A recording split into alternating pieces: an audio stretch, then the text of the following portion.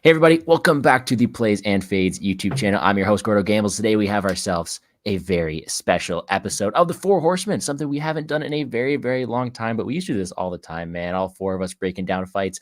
Used to be like Thursday nights at 2 o'clock, and truth be told, no offense to everybody else in the scene, but these are like my three favorite guys to break down fights with, and I'm so pumped to be back talking fights here. Let's bring them in here. Let's talk some fights, and let's get this 14-fight slate rolling. We have ourselves International Fight Week. We have Volkanovski versus Rodriguez in the main event, but we got three good-looking panel members around me. First of all, we got WizzDoes. He's holding that position for a while, so I'm going to go to him first just to make sure that he can get rid of there. Wiz is last time we did this, he was WizzBets. Now he's WizzDoes. He's out there covering PFL, doing a bunch of stuff. How are we doing, my friend? Happy to have you on. Doing well. Thank you, as always, for having me on. And to the two panel members below me, Mr. Liam, Mr. Lou, it's always a pleasure. And looking forward to breaking this card down. There's a lot of good spots, and yeah, I'm ready. So grab your homework, grab your dinner. We're about to be serving up some winners. Buckle in, folks. You know what? It's been mostly. I missed the last Horseman show you guys did. You guys did one of three of you, and then Narco, I think it was, right? Yeah, he didn't even wear a hat. It was horse shit. Oh, buddy, I got hats. I'll tell you that. That's what I'm here for. That's what I'm here to provide. But no, we're back. Kind of my fault on that end, but I'm super happy to have you guys join me. Down below, we have LiamPicksFights, the OG in the game, man. The guy who got this channel started with me. Nothing but love for him. Happy to talk fights. He's taken time out of jiu-jitsu to be here. How you doing, my friend, and how you feeling about this card ahead? Absolutely. Well, thankfully we were all done, around 10 o'clock, but raced on over here. Excited to talk fights, my man. Already had some strong thoughts on this card and excited to get the Four Horsemen back together. As you know, it's always a blast talking fights with you guys. So without further ado, let's get it done. All right. And then last but not least, I got enough good things to say about Lou Betcha below me. He's not only a very, very good looking man, but he brings the entertainment, brings the action, and he is killing that Brady's Best Bet show. I did it with him earlier, and he's way in the lead. I'm excited to hear what he cooks up here, and happy to have him join me once again. Lou, how you doing? I'm not the OG like Liam. I'm definitely the O. For sure. The O. I'm the I remember YouTube's first video, and it was dude getting hit in the back of the head with a shovel, which is still on YouTube, and it's still hilarious to this day. I love this card betting wise. You heard some of my bets earlier. You heard some of my props earlier. And I like when you have that moment of the week where the clarity sets in. You're like, I even know what two fights I'm going to parlay, how I'm going to play. It all starts being mapped together. We got a really juicy card. It's Bo Nickel fight week though. And that's the important thing. Come on, Liam. Bo Nickel fight week, buddy. Hey, gets the Pennsylvanians and the Texans a little more excited than us New Yorkers because, we got a lot of guys that can teach people how to wrestle. But, of course, we're still excited for our guy, Bo Nickel. Wrestling community, stand up. I don't like your tone. Hey, I'm excited to dive into that one. That's a fun one. No matter who the opponent is, if it's, what is his name? He's Valentine something or other, Valentine right? Woodburn. His name I'll is remember Woodburn. the name. His name is already in the ring to my left. That's his name. There he doesn't guys. get an entrance. He's just there. He's just there. All right. Well, without further ado, we got to break down this 14-fight slate. I already released a full card DraftKings breakdown, so this is mostly going to be betting content. I'll try to throw in some DraftKings, and feel free if you guys want to as well around me. I know we're mostly betting guys here. We'll cover that there. But speak your mind for open floor, and let's dive into it. First fight of the night, we have we had a lot of line movement on these first two fights. That one's for sure. We have the 11-5 Camuela Kirk versus the 11-1 Esteban Ribovic. One that's seen a lot of money come in on the Camuela Kirk side. A guy who's coming up in weight here, but makes it for a pretty fun stylistic matchup against the Argentinian 26-year-old who has a 100% finish rate, Esteban Ribovic. I'm going to throw it over to Wiz to break this down to start. How do you see this fight going down, my friend? Yeah, so this fight, here's how I see it. It's a crazy move, obviously. Ribovic put up a bigger favorite. He looked good against Radzhabov in that fight. Showed very solid striking technique. The thing that was alarming was the poor takedown defense, but Camuela Kirk has never been the best wrestler. He's a good grappler, but his wrestling, we don't see all that much of it. And Kirk at the moment was someone who's moving up a weight class, primarily a grappler with karate striking background. Just never seems to mix it up well, in my opinion. I also have concerns with his gas tank. If Kirk is able to land the takedowns, then good on him. but I do see Ribovics being able to keep this fight more so standing in his realm, where he landed solid shots. He dropped Radzhabov in that fight a couple of times, and is just going to be the much better striker in this matchup. So all things being said, I lean Ribovics, but no bet for me. Not getting to the window. Don't blame you there. I don't actually know where Lou ended up on this fight, because I believe you passed on this one in the Brady show. So let's pass it over to Lou first here. Lou, how do you see this fight going down? It also makes it much easier on me going this nice little clockwise rotation here. Break this one down for me. So when the numbers started moving, I bet Kirk for a unit, but I have had buyer's remorse, and I'll tell you how I'm going to get out of it. So there's a couple of concerns I have on the Kirk side. He's moving up to 155. I think the fight ready guys, like, I like what Santino and Camp do over there. The issue I have is where I think it'll help his cardio a little bit. It's going to hurt his ability to really land takedowns at a high clip. We really don't know. Like, I don't know what's going to be better, his cardio, or like if that's going to balance out his lack of what I think is he's going to be at a strength disadvantage here. He's never had great cardio to begin with. He's also coming off like, what is it, an L5 injury? Like one of his discs in his back was hurt. I'm sure one of you guys know a little bit more about it, but like, I don't know. We were talking about it earlier today. It sounds like it's not a fun injury, but I know Ribovics doesn't have great takedown defense historically, but I do think he has better cardio and he's way more lethal on the feet. So here's what I'm going to do. The pick is Ribovics. I think Ribovics is way better though as a live bet.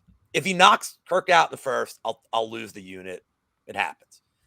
But if Kirk has any success to wrestling and I get Ribovics at like plus anything, I'm just going to hedge out completely the bet.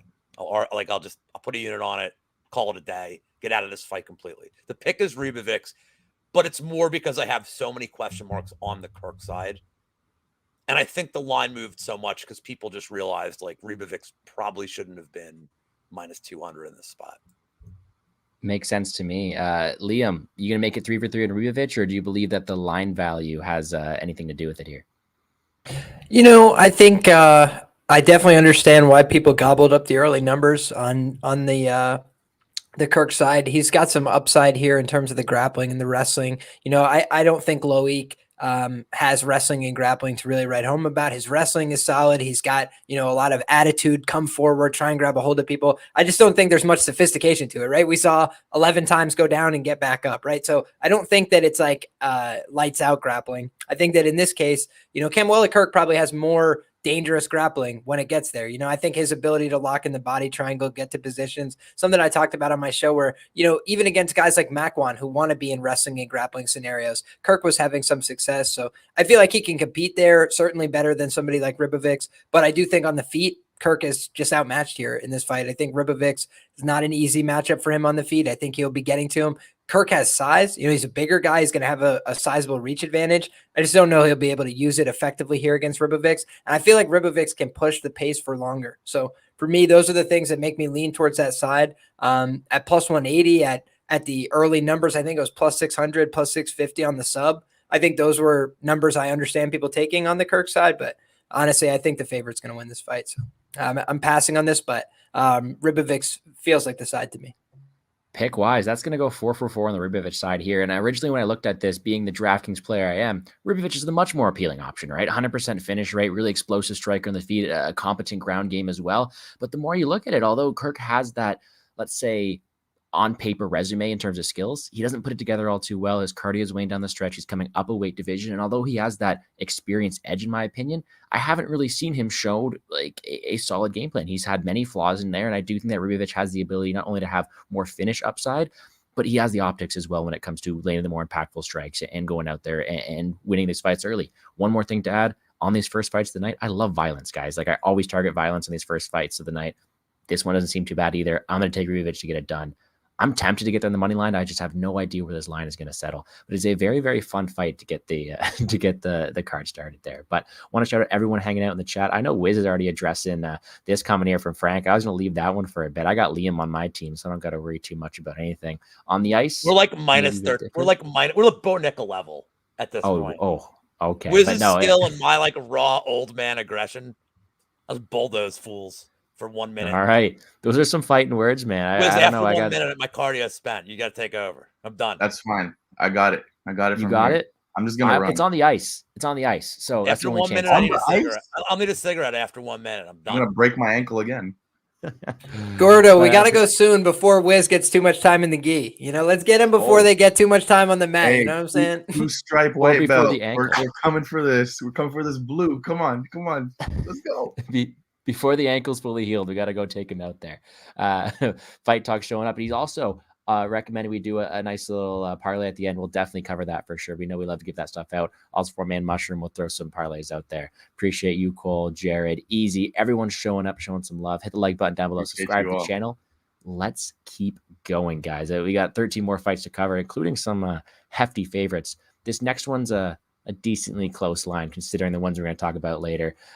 We do have the 13-7 Shannon Ross, 8-2 Jesus Aguilar. Now, Shannon Ross is one of a few Australian fighters making the walk to the cage this weekend. A guy who I've faded in the past and someone who I'm debating fading here, but we do have a pretty drastic contrast of styles here. And I'm excited to see if you guys once again are digging into the line movement or if we're taking a stand against it. Lou, we're going to throw it to you first. How do you see this one going down?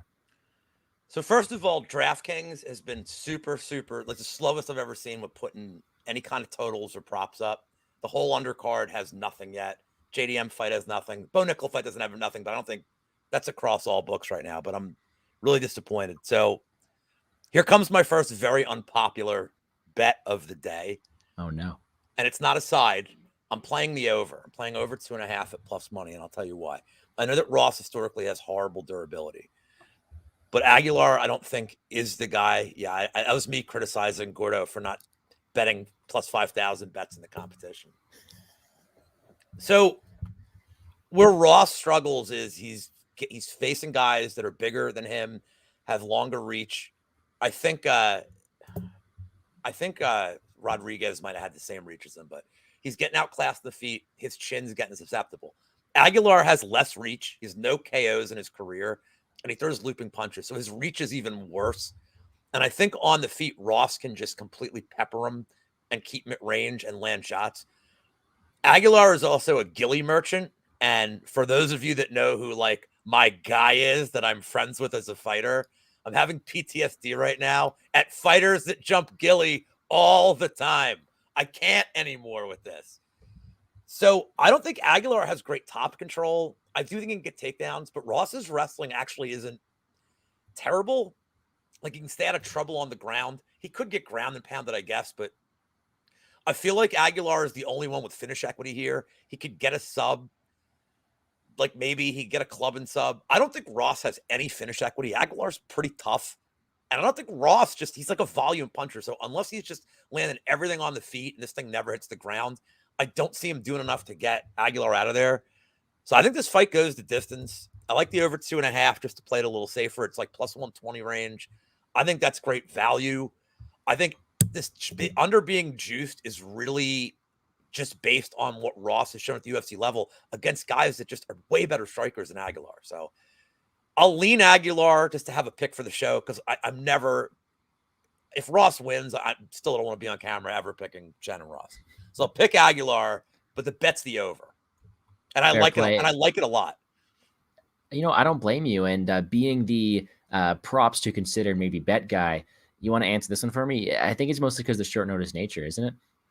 But not for the whole under. No, I mean, not for the undercard. Like the whole undercard. Yeah. Like we're gonna get to the Tyra fight soon. There's a bet I really want to make. I can't bet it yet. It's not out, and it's not out on FanDuel. It's They're weird, scared. man. Yeah, but for a pay-per-view especially, it's very odd. I mean, a lot of these fights have had money lines for weeks. So Jalen Turner was like minus 130 on DraftKings 3 weeks ago. We'll get to that one in a few. I got some. What I mean, about I'm that saying one is these too. lines have been there. So like, it's weird that we can't get totals. I mean, even if we give us totals. Yep. That's very, very true. All right, Liam, we got a hot take started off with the over there. How do you see this one going down? You know, hopefully for my guy Lou, it happens in the last 2.5 minutes of the fight, right? But I just feel like eventually Aguilar is going to submit this guy. I don't believe in the Shannon Ross experiment. I don't think he's very good. I do understand why people played him at plus 265 or something, right?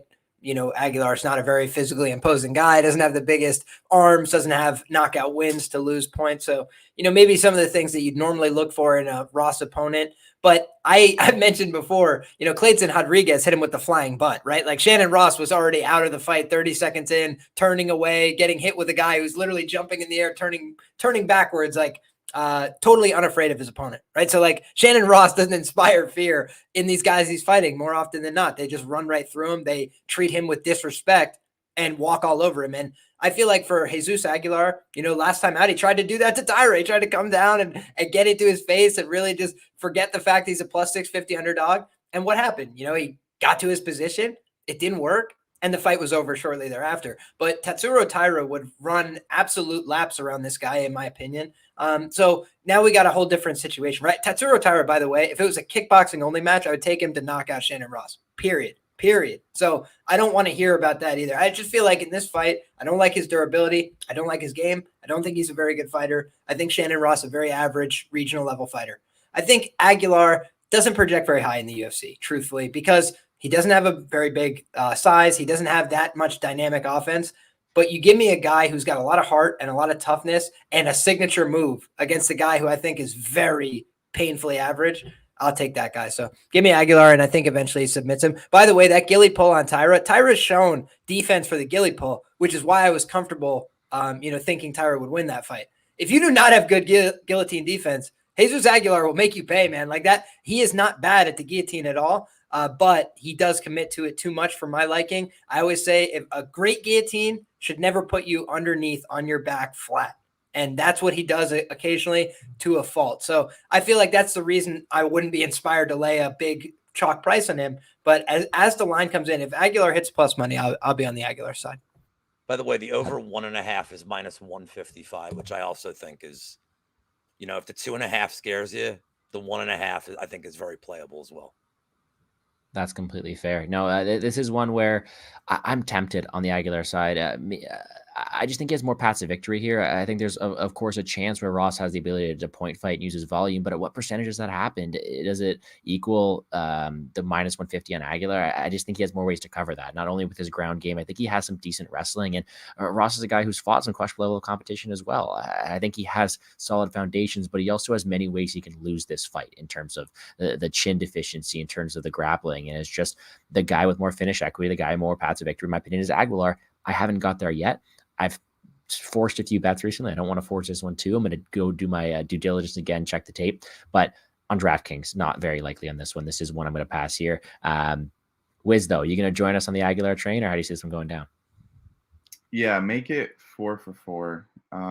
With all due respect, these are two really low-level guys.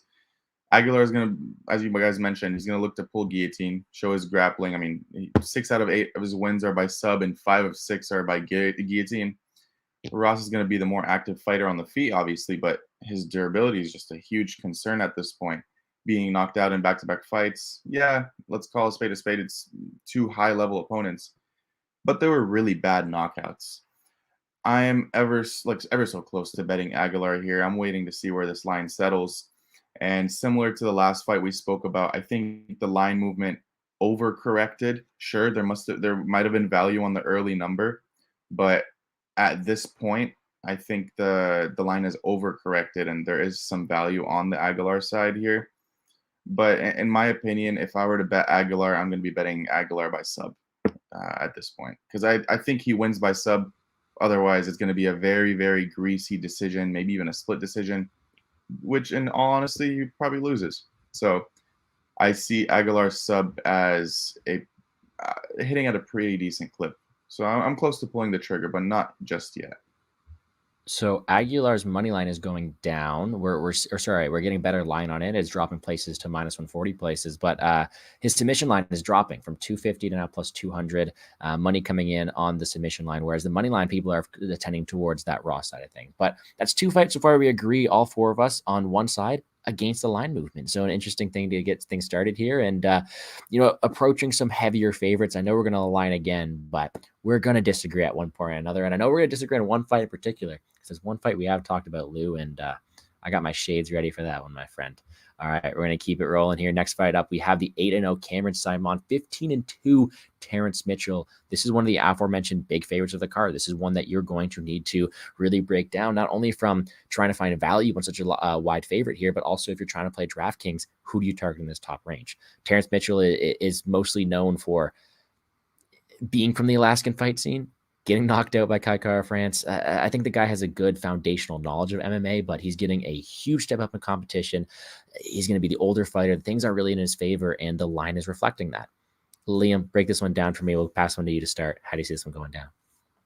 Yeah, I'll be very brief on this one, guys. I don't have much to offer here.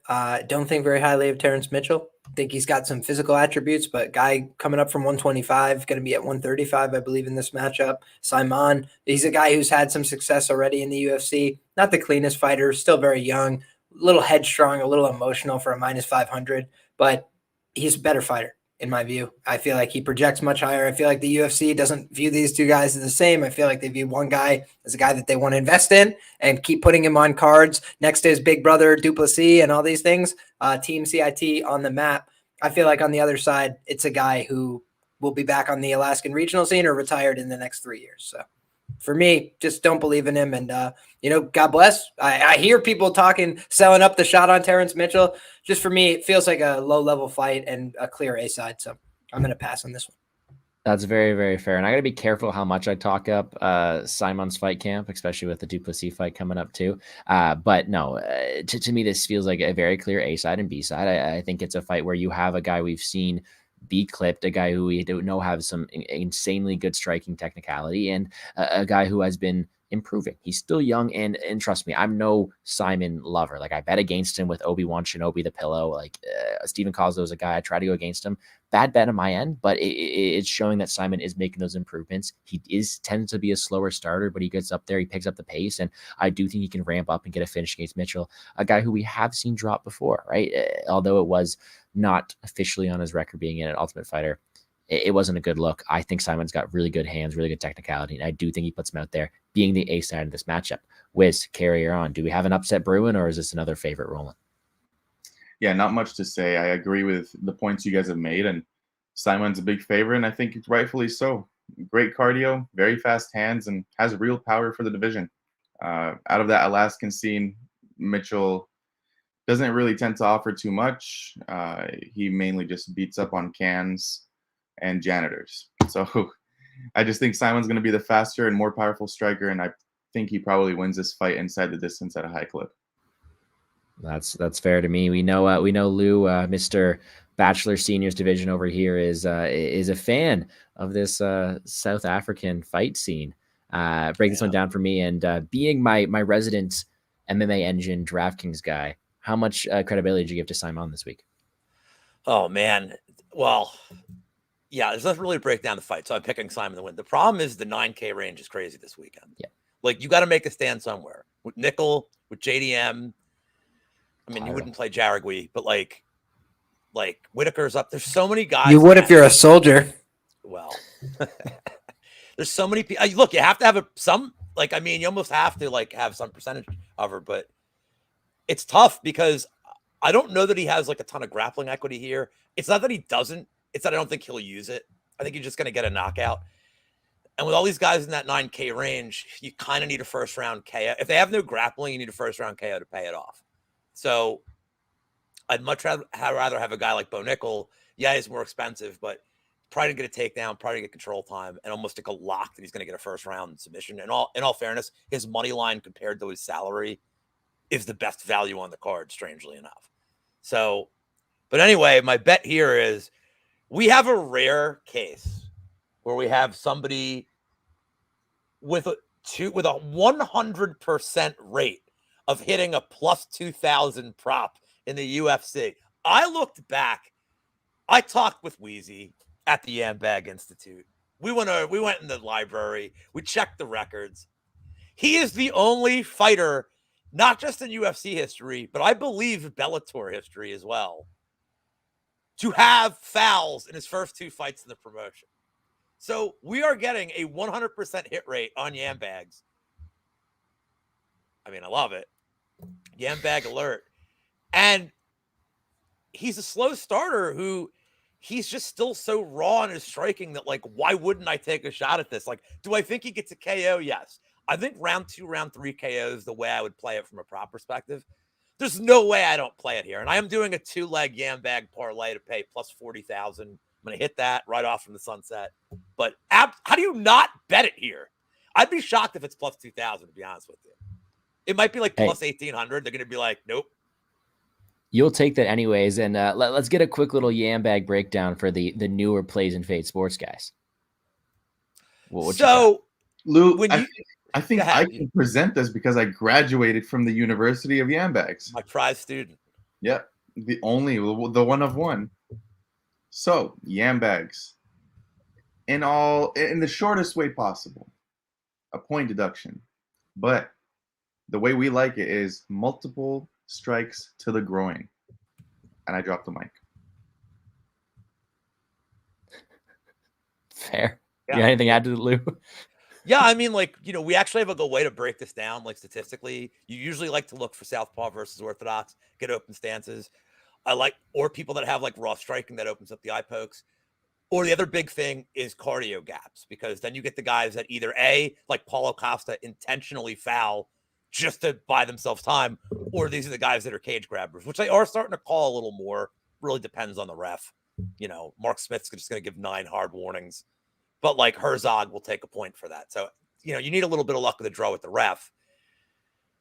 But I typically don't like to do it on a fight with, like, a juiced under 1.5. But, I mean, the guy, again, perfect hit rate. And his last fight was under 1.5, was juiced. So, yeah. No one knows points deductions better. All right. I mean, I'll tell you what. If you blindly bet every single fight this year to have a point deduction, you're slightly profitable. If you just blindly did it. This is not financial advice. This is not financial advice. If you bet $5 on every single fight this year to have a point deduction, you're up like $25. So, because they're calling more and more of them now, they're calling more cage grabs. There we go. Hey, I wouldn't be surprised here. I guess you also mentioned this on Brady's show. The only concern here is this fight going to last enough for there to be a point deduction. Right. I mean, like, he might not have time to bag him, but yeah. There might not be time to bag him. All right, we're going to move on here. Quickly want to shout everyone in the chat. Make sure to hit the like button down below. Subscribe to the channel. Appreciate everyone hanging out with us Wednesday night. Everyone hanging out with us after the fact. Make sure to check out Wiz, Liam, and Lou down below in the description. Yeah, we got some Bachelor Senior Division with I'm liking. We got some love for the Alaska FC fight scene, which is new to me. Feeling like the dogs should be barking. There's some dogs to talk about. That is for sure. We got some senior love for Mr. Where is that one? Robbie Lawler. That's another fight we're going to talk about too. That's going to be a fun one too. But we're going to keep it rolling. This is a 14 fight card. Lots to talk about, including this next one, which is a very, very fun one. 8-0 Vitor Petrino versus the 16-6 Marcin Prachnio.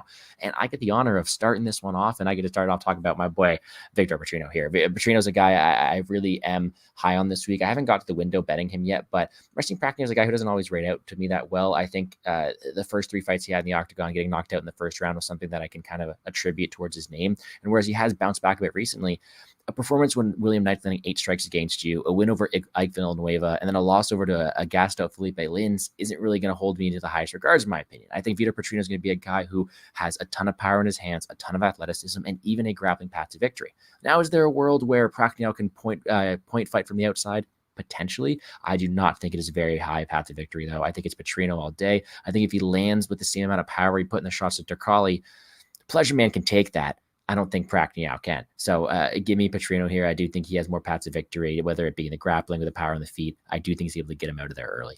Wiz, we're going to pass it on to you. Do you agree with my thoughts there? Or do you think Prachnio is maybe a bit more live than I'm making him out to be?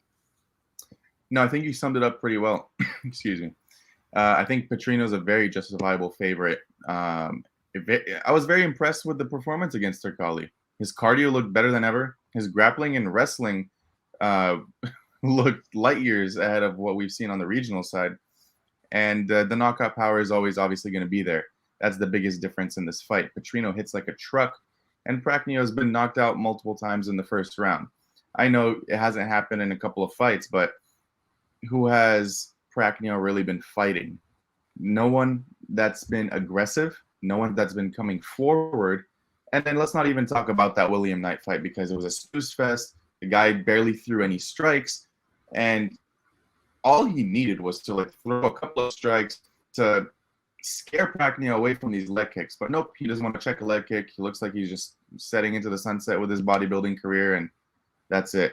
All that being said, I think Petrino KO here is the prediction from my end, and I'm pretty confident in this one. All right. Lou, what about yourself? You joining us on the Petrino train? Yeah. You know, like, what's Pacquiao's path here? Like, because he hasn't fixed his chin issues. Like, if you run that Roundtree fight back, like, Roundtree just doesn't show up sometimes. If you ran that fight 10 times, 9 out of 10, Roundtree commits like horrible acts of violence to him. Like, he does. But every once in a while, he just kind of gets in his head and he doesn't really want to engage. Not as bad as William Knight, but the Limbs fight I had PTSD from because I had a round 2 KO prop, and the ref told him, if you hit him one more time, it's over. The ref literally told, if you take any more shots, I'm stopping it. Lins just backed off because Lins is an idiot. So what's Pacquiao's path here? 15-minute at distance leg kicks? There's no chance of that happening. Sorry, that's the second time I did that today. Petrino's never going to like accept that. Petrino's not going to just stay at distance and be like, sure, let's leg kick. And even if that was the case, Petrino kicks like a motherfucker. Like, he could leg kick, he could leg kick TKO him. I don't think he will, but I don't think Pacquiao's chin's been fixed. And kudos to the pleasure man, dude. He took some flush shots with some sick sounds, man. And he's a tough kid. Pacquiao is not. And I think that this is just a total setup fight. I mean, round 1, round 2 KO, if you want to cut your price down, that's what I'm going to do. If this thing goes more than 10 minutes, I'd be shocked. Yeah, I'm not saying Petrino's a perfect fighter. He's got his flaws, but stylistically, I think it does bode well for him. And this is a setup fight, too. This is a million %. Like, unless they signed Ike Villanueva back for him, like, this is the best they can do in terms of showcasing. Harry Hunsucker. They want to showcase his power. No, leave Lord Hunsucker alone, man. Okay, I'm sorry. You know what? If Pacquiao's best win is over William Knight, then I know Liam's teammates got a couple wins over him as well. So you can talk to us more about that. Oh, actually, our guy William Knight went running. No disrespect, but he called it a draw. My man started bleeding out there. He was like, no mas, get me out of here in a grappling match with a blue belt. So again, you know, is that something that makes us think highly of our guy William Knight? Maybe not quite so much, but also had some personal tragedies outside the octagon befall him before his last fight. So I want to just give him the benefit of the doubt. With that being said, let's talk about the fight that we do have. I think Vitor Petrino is the clear side in this fight. You know, Marcin Pacquiao, you know, nice enough guy, gotten some wins, none of them clean, none of them very effective. I bet Anton Turkali by sub at plus 750 last time against Vitor Petrino because I feel like his ground game is where he was going to be the most vulnerable. He goes out there and gets a bunch of takedowns. He looks very competitive on the ground with this guy. And I realized in that fight, this guy is just a freak athlete. He's way too strong. Even when Turkali had good positions, he just got out-muscled, out-horsed. I don't think Pacquiao can meet him physically. I think that Pacquiao's chin is not as good. I think Pacquiao should honestly be slightly embarrassed that he didn't finish William Knight in the last fight, given the fact there was no offense coming back. You fought for 15 minutes. That's a horrible problem. So I think that it's an indictment. I don't think if you give Petrino that same opportunity, William Knight's out of there in the first round. So Petrino, and in a big way, and probably on the ground. Hey, I like that. And for all my DraftKings fellows out there, when we're on a card and we have Bo Nickel, Tetsuro Taira, Jack Della Maddalena, Cameron Simon, Volkanovski, this guy's going overlooked. Like, this is your GPP play. I do think Petrino has round 1 upside. I think he's going to go lower owned than those guys. And $800 cheaper than Nickel allows you to go up. Petrino is one of my favorite GPP plays this week. He does have takedown. He has takedown upside too. He does. And early finish in both the feet and the ground. I do love Petrino this week as one of my favorite GPP plays for sure. But we're agreeing a lot today. I like that. The horsemen are on the same page. And man, I almost feel like going out of order here and letting Liam talk about his boy Tetsuro Taira because he is up next. 13-0 Tetsuro Taira, 10-4 Edgar Chiares. Oh, I got to get that one right there too. But this is another interesting one, another large favorite. And you know what? We'll let Liam simmer in a bit down low. We'll pass this over to Wiz first. We do have ourselves a very highly touted prospect here. Do you think he gets it done, or is this going to be his hardest test to date? Yeah, so I'm going to start by talking about this guy, Gutierrez. He's not a bad fighter. Has really decent striking, has power in his hands, and has a pretty decent kicking game. But unfortunately, his his biggest flaw is the takedown defense. He's taking down multiple times against Carpenter, who, yeah, Carpenter is a decent fighter, but I never really rated his wrestling all that highly. Entries were a little bit sloppy, but still managed to get those takedowns and land them at a high clip in that fight. And Tyra is just the ultimate human backpack here. We know what he presents to the table. High-paced grappler, serviceable striking, and he has the leg kicks. Huge market favorite, and I think it's justifiable. I think Tatsuro Taira is going to go out there, land multiple takedowns in that first round, and we'll find a sub early on in that first round, maybe even under half a round. So, yeah, I think Taira is a very sizable favorite, but for good reason. There we go. I like the sound of that one. Lou, what about yourself? We see it rolling for a big favorite here, or is one of these favorites going to fall short? No, I mean, I'm picking Tyra to win, but Wiz and I disagree a little bit here. So the one thing about Tyra that I've noticed, he's very patient. He likes to get his reads. He's still evolving his striking.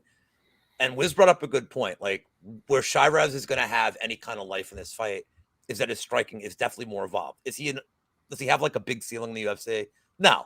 But he throws, unlike Aguilar, he throws straight punches. He actually knows how to use his weapons. He just has a humongous liability on the ground. That's why this fight is completely booked. But the thing with Tyra is he's pretty patient. He's not in a rush. The only reason that he beat Aguilar in the first round is Aguilar jumped Gilly within a minute after landing a shot. And that fight played out entirely on the ground. I think that Shiraz can at least last around here. The over 1.5 plus 115, I'm going to get a little less ballsy than that. I'm going to wait till fight starts round 2 comes out and just play that. If it's reasonable, it's probably going to be like minus 130 range. I'll take the shot on that. Whatever like Tyra round 2, round 3 sub is, or even just do a same game parlay, add like, sorry, Wiz, over 2.5 minutes. I think it will go over 2.5 minutes because I just think Shiraz can stay out of his range. Like, if anything, he'll be like, all right, like, at least Tyra's going to have to respect it because Tyra got cracked last time, man. He got, that wasn't a good look that first minute. All Tyra bettors were freaking out, man. So, yeah, Tyra gets it done. In the distance prop is shit. The sub prop is shit. If anything, I'd say maybe pivot and try to play the KO if you really want to take a chance. But I think it's just a Tyra, the way to get real value is like Tyra in over a couple of minutes just to really like try to reduce that line. So that's where I'm at. It is a very, very wide line, and I get where you're coming from. We did go head-to-head on Brady's show there. I am leaning towards a quicker finish here. Not my turn, so I'll talk about him after, but I do think Tyra is pretty high level here. Liam, what side are you on?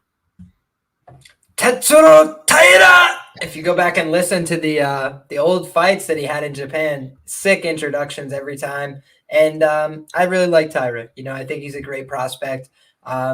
I always try and explain to people, I think he's a very illustrative example of why price matters, right? When we're talking about Tatsuro Taira, I have 2 10-unit bets on the guy at minus 225 in the UFC. And people thought I was foolish then, but the problem is you'll never get it again, right? Like against that quality of competition, that number is never coming back. So you put him in there with another guy who's interchangeably similar level. Edgar Chairez, by the way, lost to Aguilar via guillotine choke. So it's like, this is a guy that's on that level. It was 5th round. You give some caveats, right? He's a tough guy. He doesn't want to give up, right? He wants to stay in the fight. Technically, he's not there. He's trying to come along. He's trying to improve his skills, but he's going to get audited on the mat by Tyra. I'm quite confident in that. So then the question that I have is simply, does Tyra struggle to get takedowns here? I don't see it, but I also think that, the one leap that I feel like people make every time Tyra fights is like, he's so good on the ground that if he gets stuck on the feet, it's all going to unravel. And I think if he's on the feet with this guy, it's more likely that Tyra would drop his opponent than his opponent would drop Tyra, personally. I've seen it happen a number of times regionally where he easily drops the guy, but then it does, if you don't go back and watch the fights, it shows on his record as another submission. Oh, he's just a grappler. Oh, no, he dropped most of the guys he fought and then easily finished them because he's got good finishing instinct. So I feel like for Chairez here, there is no easy path to victory. He'd have to grit this out. He'd have to be tough. He'd have to earn positions. And that's not going to be easy. It's not impossible, but I understand the line, and I think Tyra is going to roll here. I wish the KO number was better. It's terrible. So I think he's going to submit him, and unfortunately, the prices suck. Man, Tyra's legit, man. I wish I could go out there and criticize him some more, but the guy has shown pretty I mean, aside from that dicey minute against Aguilar, some pretty like flawless performances so far. He's got very good technical striking, straight punches down the middle. He's been very physically imposing so far, and his grappling's top notch, especially against a guy who's lost 2 fights by submission already. I do think Tyra can slice through that guard. He can get out there, and I do think he can get a finish early on. Now, the question is, does he want to strike? I feel like he's competent enough to strike. It's does he want to take the path of least resistance, or does he want to showcase his abilities here? And potentially going into the cage after supposing to fight, 2-3 weeks ago, he is a bit hungrier. I do think it's an early finish. I love Tyra, and that's no hot take. I'm not throwing on my sunglasses to say it's a hot take here.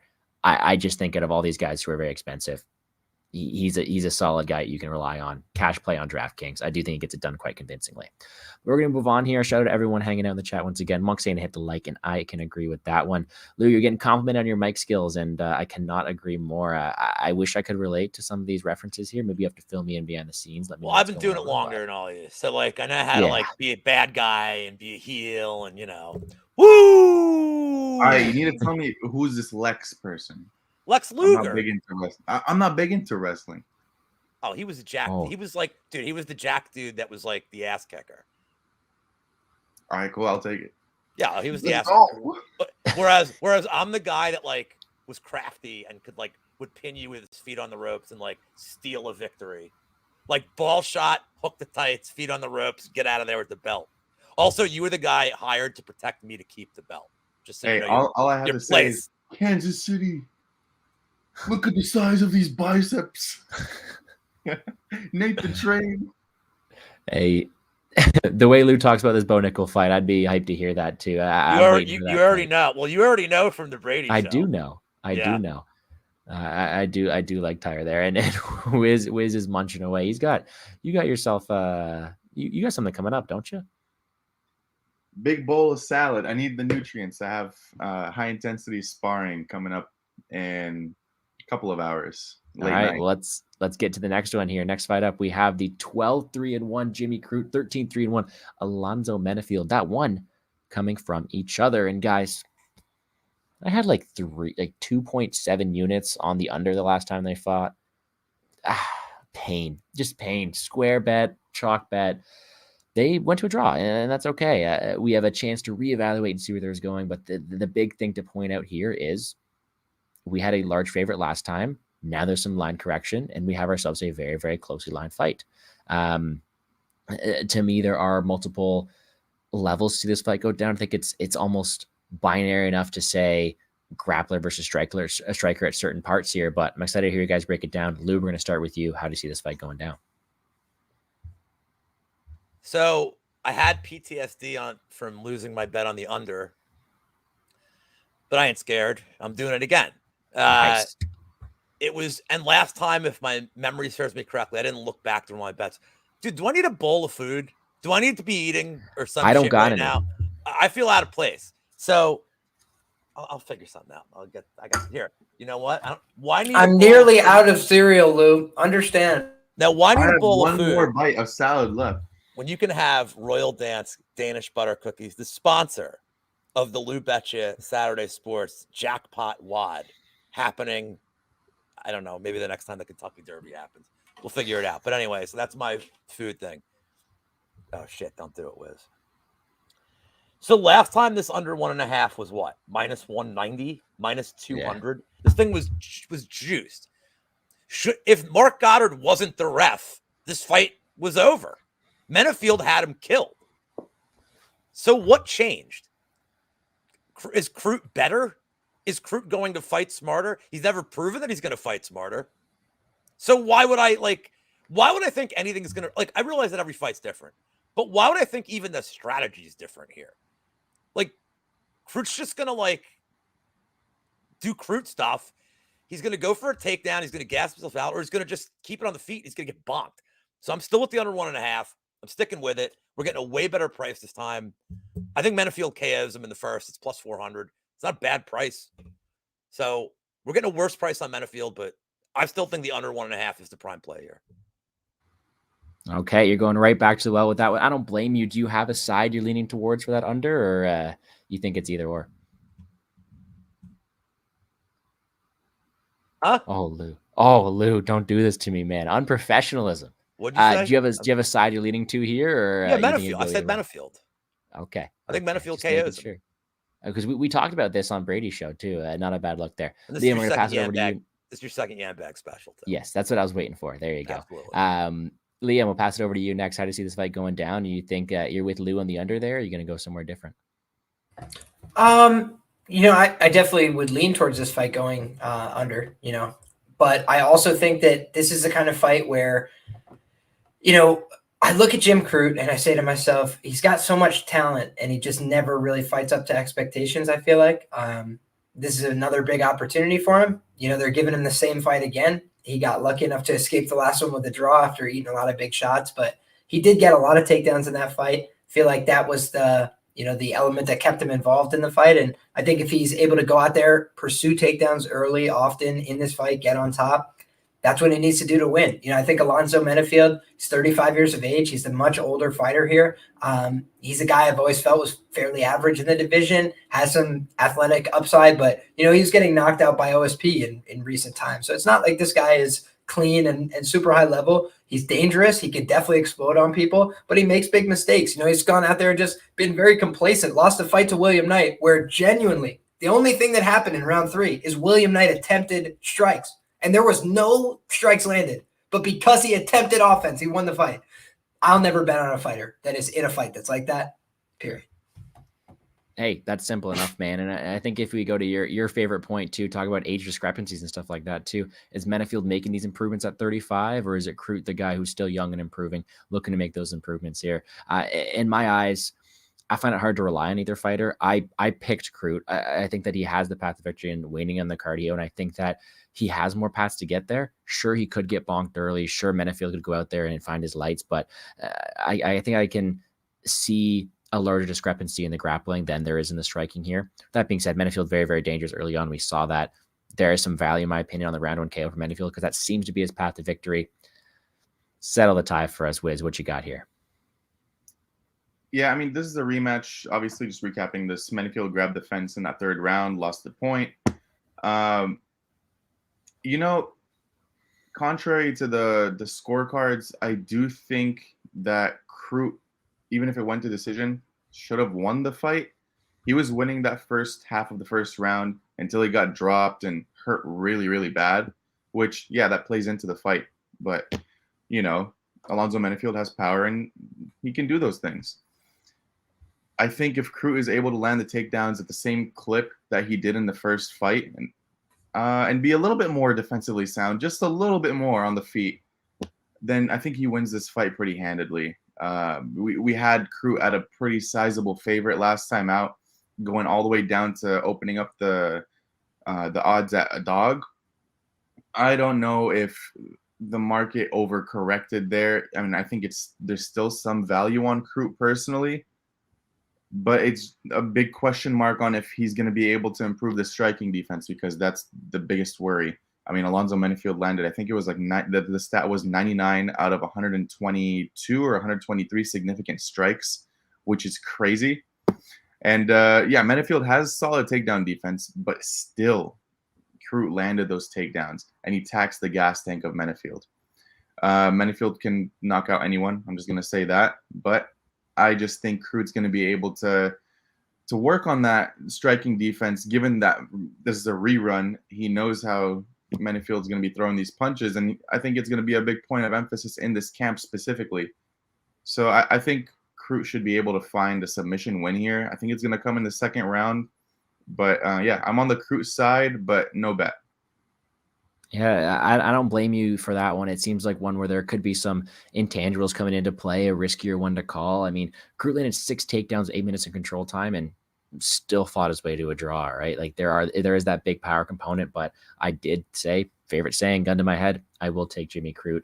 Very, very dangerous one, but also a good DraftKings target, because considering this fight is supposed to end inside the distance, both their paths of victory score very well. I am looking towards this one as well. A pretty interesting one. And you know, we talked about this one on Brady's show too. I'll make sure to link that down below after it's done. Shout out to Brady there. But although I am picking Crute to win, plus 400 on the round 1 for Menafield is the pick I went for with that one. But we're going to move on. Next up, we have ourselves another fun fight. Before I do so, shout out everybody hanging out again. We got Man of Library going against his boy Tyra there with Shira. We got the bull in the head for Wiz there, but Brady stopping by, fresh gambles. What's going on? Liam's having a disco party, and we're just happy everyone's here. Jimmy Cruz, that boy from two. Yeah, I keep going back to so much potential. I see that. I see that he ran to the same punch like 3 times to Jamal. Maybe it'll be different this time. I can't trust the guy. I've changed. You Wiz, you're too good at that, my friend. No, I'm just kidding. We have a lot of sample size of him doing well, but also a lot of questionable fight IQ there. So, Liam, what are you going to say there? I just checked the Instagram. He posted, he deleted all of his stuff, and he put up, I'm going to show you how great I am. Muhammad Ali quote. I'm in. Jim Crute. Mark it down. All right. That's all it takes. That's it.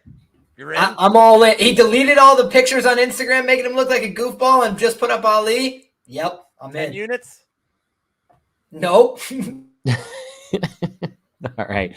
Now we're going to move on to the next one. We have ourselves the sole female fight in the card. 10-0 Yasmin Jauregui versus the 7-2 Denise Gomes. We got a pretty sizable favorite here in Yasmin Jauregui against, I don't want to say a nemesis of mine, but Denise Gomes made me look stupid last time. I don't think Gomes is necessarily the highest level fighter, but she is a resilient one, a very, very tough one, and she will fight for your coin every single time. And she made me look really dumb with a bet on Brazil. I'll own up to my losses there. Not my turn to break it down, though. I'll get around to it. Lou, we'll start with you. How do you see this female fight going down?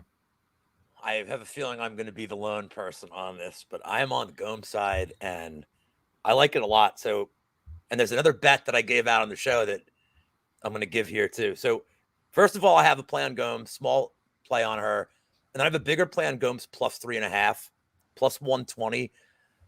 I have a couple of problems with Jauregui. I didn't like how she looked against Estela Nunez. She went for a couple of takedowns, looked terrible. She's hittable. I don't think Gomes is the highest level fighter, but I don't think Bruna Brazil is that high level either, and Gomes ran through her. She's looks like she fights for your money. She's decent on the ground. She's got some power. I think this line is just too wide to begin with. Solely on the line, I would take Gomes, but I think she has a shot to win.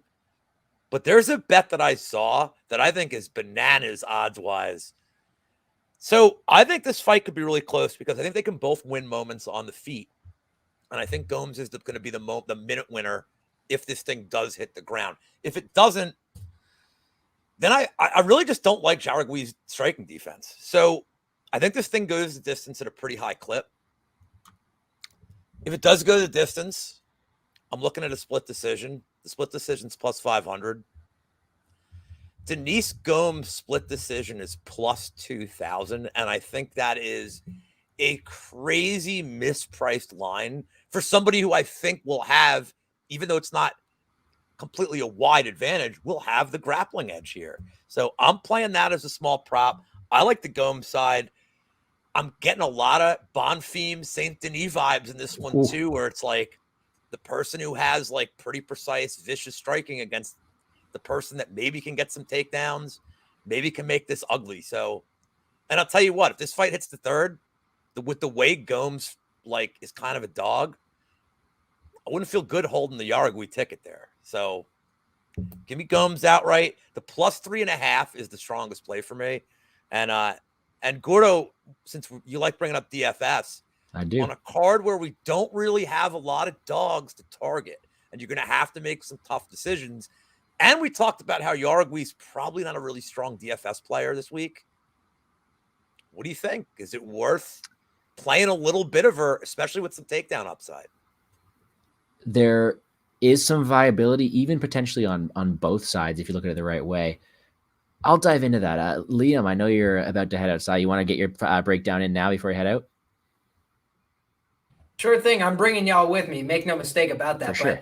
What we're going to be looking at here, I think Yasmin Jauregui is extremely talented. I did bet on her in both of her previous UFC bouts. I bet on her against Yasmin Lucindo, who I find to be a very good prospect in the division, but I just felt like it was a timing issue, right? You have a younger girl who's still coming into her own. Both these girls are young, but a little less experience on the Lucindo side. And some of the experience she had was, a little bit chubby, a little bit maybe less professional.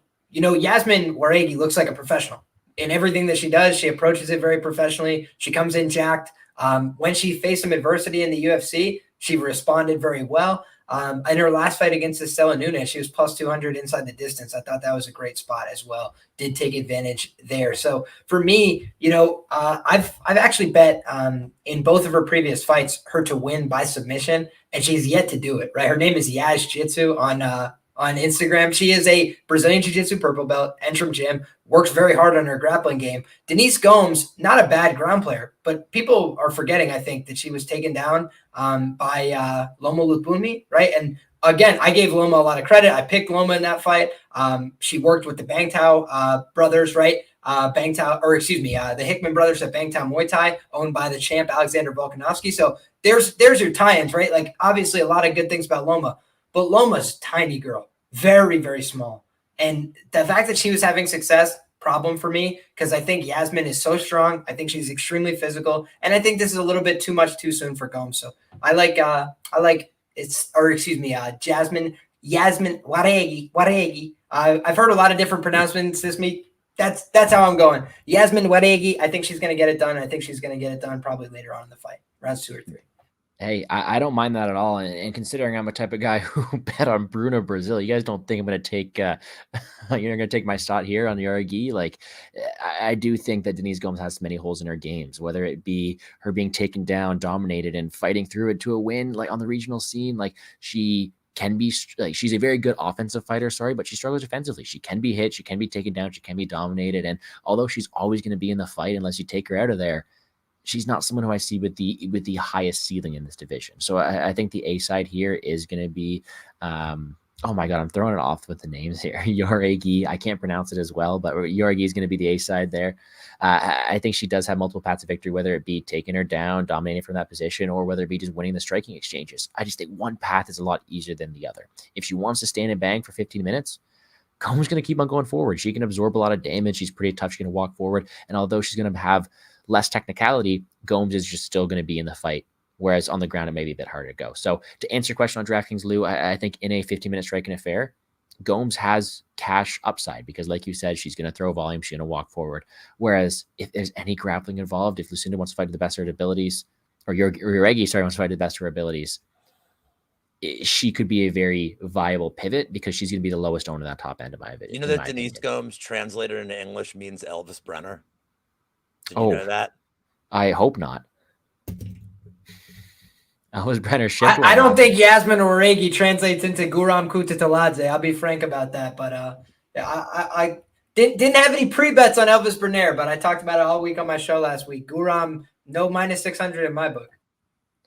Hey, well, that was an interesting performance there. I think that the resiliency for Brenner is like, that's the one thing Gomes got going for her. She's a tough chick. Like, she will walk forward. Doesn't matter what you throw at her. She'll keep going, but she's going to be a huge skill discrepancy here. So for that reason, give me your Reggie.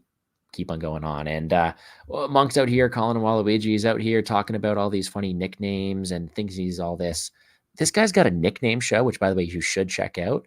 But I got beef with him, man, because this next fight we got, Wiz got to break it down first. We'll get there. Wiz first. Tell me your thoughts on this fight. How dare you? I know. I'm sorry. I got so caught up with Monk. No, I think the odds are a little bit wide, but I do think Haregi wins the fight. I just think it's going to be a little bit closer than what the odds indicate. So I do agree with Lou with that plus 3.5 bet. Right now, it's currently sitting at plus 175. I don't mind that at all. But the only thing that's tying me away from it is that I do think Haregi can get a submission win here. If she is smart, she'll look to grapple early and often and look to get that, whether it's an arm bar or whether it's a rear naked choke. I think she wins this at a high clip, but I think it's definitely way too wide on the money line. But yeah, Haregi, I think she's in for a solid fight here. No, it makes for a lot of sense. And it does have a lot of really fun fight making, but one fighter I think is far more skilled technically than the other here, but we could be in for a barn burner. You could be in for a barn burner. All right, back to me having beef here with Monk. He's got a nickname show. And I got two guys. Be careful here, Gordo. I know. I need to hear your thoughts, and you guys to tell me right now. Is the muscle hamster a cool name or no? Yeah. Oh, for us? Yeah.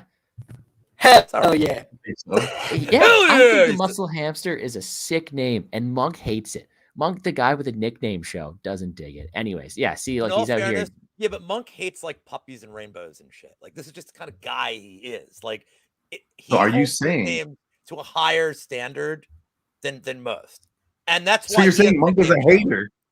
No, he has but he has a show where he has to hold these fighters to a higher standard than we as just jabronis have to. He's trying to set a. By the way, his favorite nickname of every week, I believe, has lost. I'm pretty sure that whoever he rated the highest every single week he's done it is 0 for the show. So, Hey, he was talking about the cannibal as a sick nickname, and we're going to talk about that guy later. but the best, you know what the best part of the show is? So I get to sit back and look at my partner do this show and just annihilate him in chat. Like with my real life buddy Tommy, who loves Monk, we just get to sit there and just fling insults like he's lying. I didn't watch the show; it doesn't count. Oh, okay. Fair. Was that nickname supposed to be what you're trying to label Petrino, the muscle hamster? The sphincter. No, the we got next fight up is actually the Muscle Hamster and Josiah Harrell. Like that's his fight nickname. Like that's actually his fight nickname, and that's the perfect segue into this. Oh wait, one. Wiz, you didn't know that was his nickname? The Muscle Hamster. I did not. Dude. I didn't No, know. that's actually I was his gonna say I thought it was Petrino because I was Hold gonna on, give you do a you guys- better nickname for Petrino.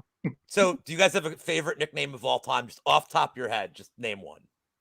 The Vanilla. Oh yeah, the Gorilla ginger classic. with intent to injure. Okay, Liam. Obi-Wan Shinobi the pillow. Just Liam, your favorite nickname of all time? My favorite nickname of all time. Jeez Louise. Whoa. Uncle Creepy. Uncle Creepy. It's a good nickname. I like Willie Whoop-Ass Gates. I'm partial to that because I never saw him win a fight. He just got his ass kicked every time. Like he looked like he weighed 84 pounds. He's emaciated. He looked terrified of being there. And his nickname is Whoop-Ass. And I just love it. Nothing's better than the ginger with intent to injure. I'm I sorry. mean, that's a great name. And Jordan I'm gonna Winsky is also like Okay, yeah. Jordan, I'm gonna Winsky is very close. There are some good ones, but no, Wiz, Josiah Harrell, the 7-0 fighter facing Jack Della Maddalena, his nickname is the Muscle Hamster. And Jack Della coming in with a much nicer record and a huge favorite price tag, but he doesn't have the same nickname. So he is lacking in the nickname department right there.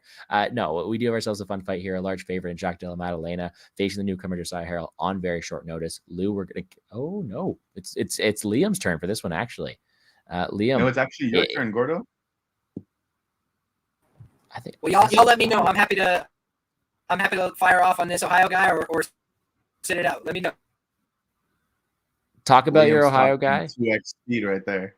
He is, but yeah. we're All right. gonna So what we got is Josiah Harrell in this fight. You know, I think he's an interesting guy. Heard some good things from our guy Matt Brown, right? Matt Brown, UFC legend, the Immortal, says this guy's going to come in and make an impact. He's training with the guys in Columbus, Ohio. Those guys know how to wrestle. Their jiu-jitsu still coming along a little bit.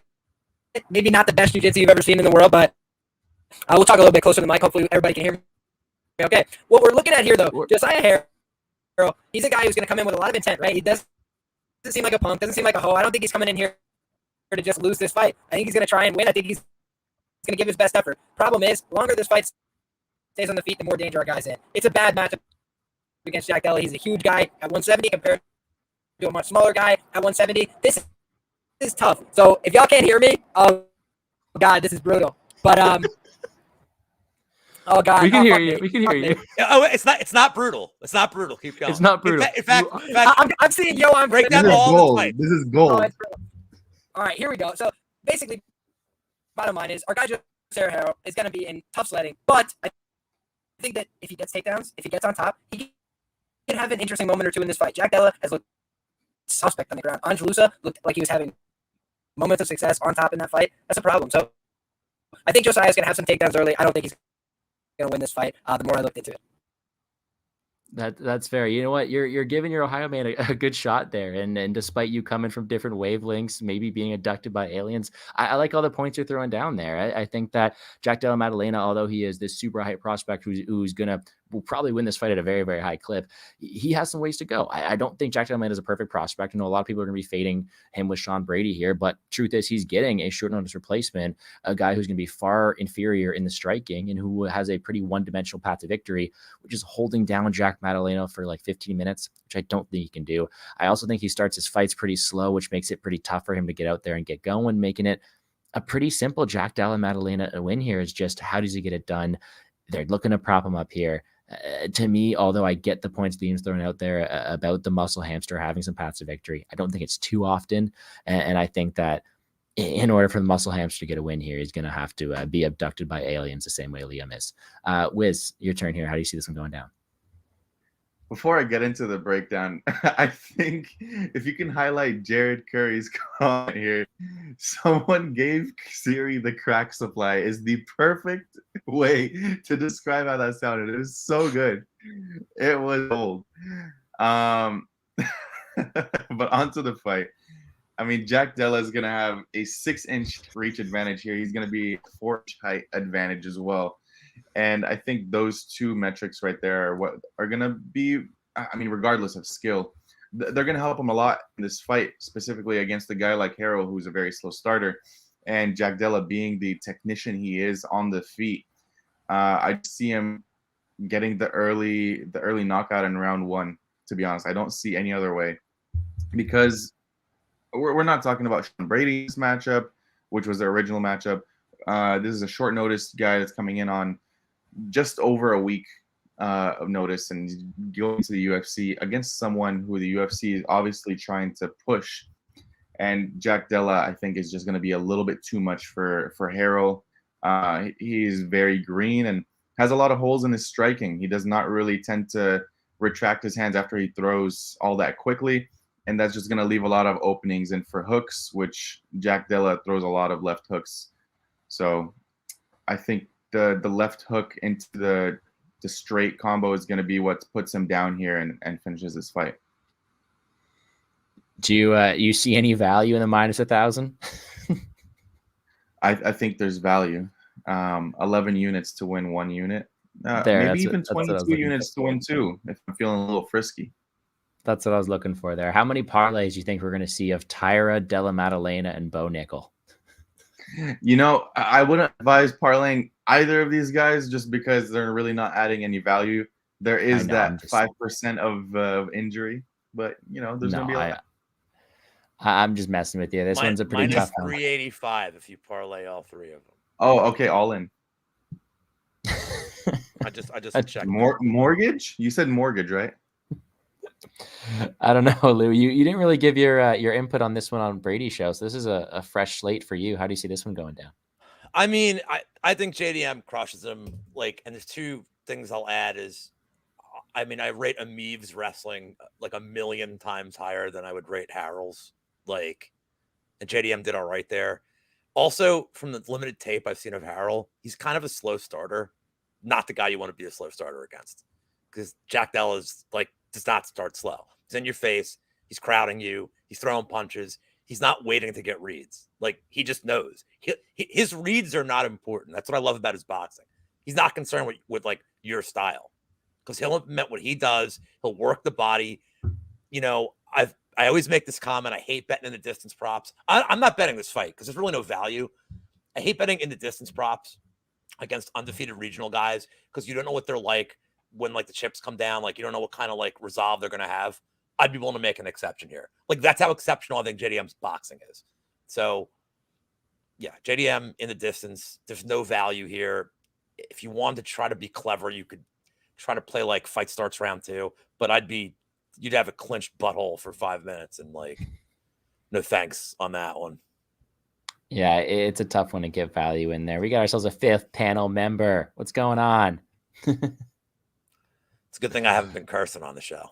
You want to say what's up? Yeah. This is my nephew, Liam. God. And Liam's going to be in jiu-jitsu in about a year or 2 years. Virtually identical. There we go. All right, go play with iPad. Go play Roblox. All right. Speaking of playing Roblox, the young and hungry Robbie Lawler, 29-16 versus the 15-6 Nico Price. Nico Price got himself 6 kids. Good for him, right? 6 kids. He's got kids. He got a few of them. He hasn't got a bunch of wives like Zaga Zamagulov has. He's got kids. He's going out there and he's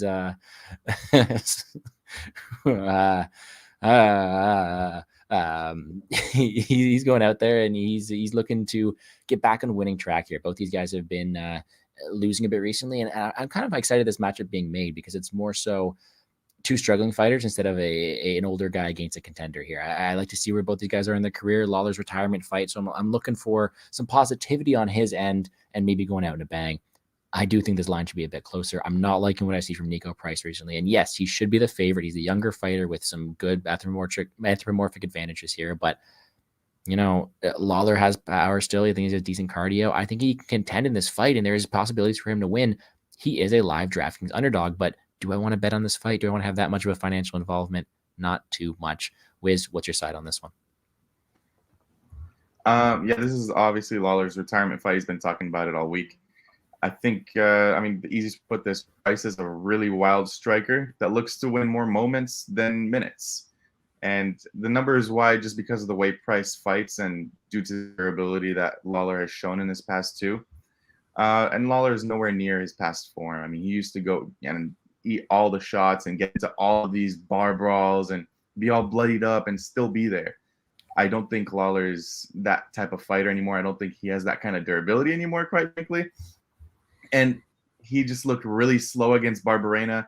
Barberena tagged him up a lot, and the striking defense is just horrendous. I think Nico Price, one way or another, is going to be able to find the more powerful punches. He's going to land the more powerful punches and probably put Lawler out. So I think Nico Price inside the distance at minus 105 is a pretty solid bet this week. Yeah, and coming from the guy who did put multiple units on Brian Barberena to beat Robbie Lawler, you have to expect I'd go out there and pick Nico Price, and I am picking him to win this fight. However, the tape wasn't so encouraging of him recently. I think the guy is slowing down a bit. He's coming off some pretty bad reconstruction. I think it was PCL, ACL, MCL. Not fun stuff you want to go with there. And I think although he is still a younger fighter here, he needs to show he's still in the game. He needs to come out here, not wear the double knee sleeves that's cursed like Kevin Lee is. And you got to keep on moving forward here. So closer fight than the line is, but I do not blame you for where you're going through there. Lou, what about yourself? So there's a picture floating around of Nico Price with some nasty looking ringworm on his arm. So if this thing gets like weirdly canceled as the week goes on, don't be surprised. It looks gross.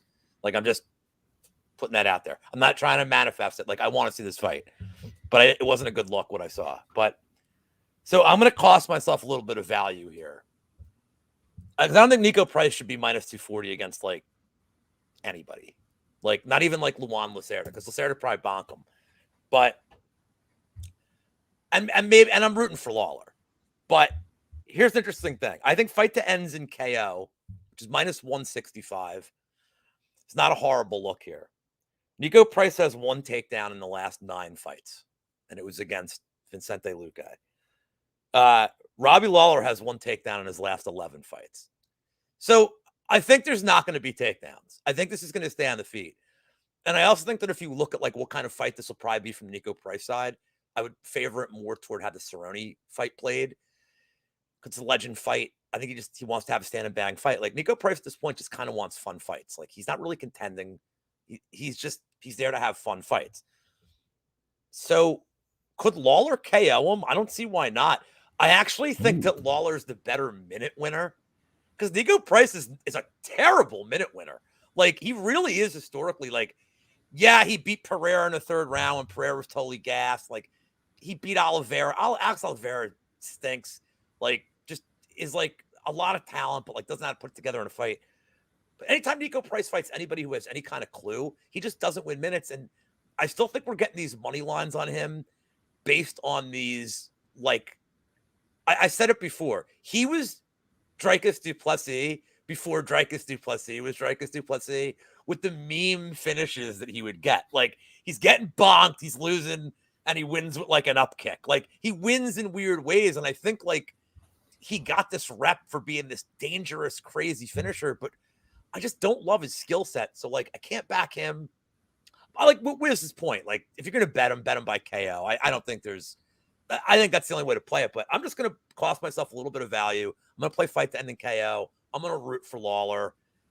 It's minus 165. It's totally reasonable. The under 2.5 is minus 175. So you're buying yourself an extra 2.5 minutes. You're saving yourself 10 cents. I think it's a good way to play it.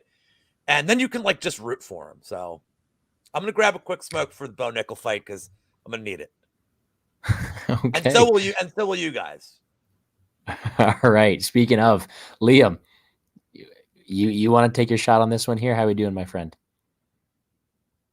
Let's see how we sound, gentlemen. Trying our absolute goddamn best here, but moved a little closer to the Wi-Fi source. You know, when I looked at the data on this fight, I was actually very surprised because I looked at this fight and I said to myself, Nico Price is a favorite. Man, that's something you don't always see. Nico Price is actually 4-0-1 as a UFC favorite. Can y'all believe that? That's a surprising statistic to me, but never lost as a UFC favorite. He's not often expected to win his fights. He's definitely overperformed relative to expectations in the UFC. I think when I look at somebody like Nico Price, I say to myself, why is he getting this fight? I think it's because he's taken a lot of hard fights for the UFC, and they know this is a winnable fight for him against a guy who's going out, and he's 41 years of age. I love Robbie Lawler. I've seen a lot of his classic fights. I think he's been in some of the all-time greatest fights that you'll see in the UFC. But the truth of the matter is, guys very rarely win their retirement fights. There's a big age gap here. Nico Price looks washed, but he's fighting a 41-year-old who also looks washed. So the thing is, you know, he's 33, and he can probably figure it out. And I don't love this fight from a betting standpoint, but kind of to lose point. The only thing I would say is from an EV standpoint, I would actually prefer buying up to the fight doesn't go to decision at the 2-1 price, because truthfully, I think there is some submission equity for Nico Price in this fight. Robbie Lawler's been submitted in meme-like fashion by Ben Askren, right, with the side headlock. That was a weird look. I know that it kind of was questionable, but I've rewatched that a million times, and I go back and forth between thinking it was legit and thinking like, oh, no, Robbie was awake. This is bullshit. But I really think, like, when you look at how he grapples all intensity, all power, not a lot of technique going on there. And Nico Price, you know, he's kind of been leaning more into his grappling in recent fights. I felt like Phil Rowe was showing him some respect in the grappling last time out. A Fusion XL, grappler, and Phil Rowe was absolutely, oh my God, Liam simulates Hobot. Goodness gracious. All right, well, I'm done talking until I go back inside. But God bless, and the smoke break segment, I hope y'all enjoy it. No. We have been enjoying it. You've been doing good, man. I think it's funny for me because you're frozen on the happiest face of all time, man. You're loving life right now. But no, honestly, on the contrary of earlier where he was frozen holding up the little seat.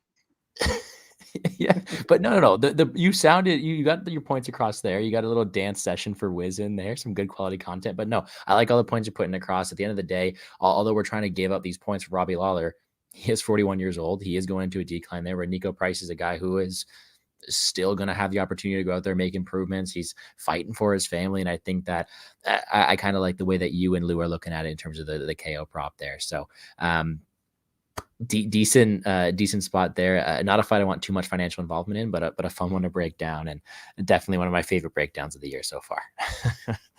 The Liam simulates fights, horsemen. You know, this is pretty good there. So appreciate everybody for tuning in. Let's keep her going here. And you guys might say I did this on purpose. I'm gonna pretend like I did, but it's Lou's turn to break down a fight first, and we have Bo Nickel going up here. Oh, it's like I did it on purpose. All right. We have the 4-0 Bo Nickel. I don't even, is it Valentine? Liam's face looks like he's in breathless anticipation of this pick right now. I am. Valentine Woodburn, 7-0, undefeated prospect. He holds a belt. He's got a better record than Bo Nickel. He looks bigger than Bo Nickel. He is going. No, I'm just kidding. I don't got it. This is all you, Lou. Take her away.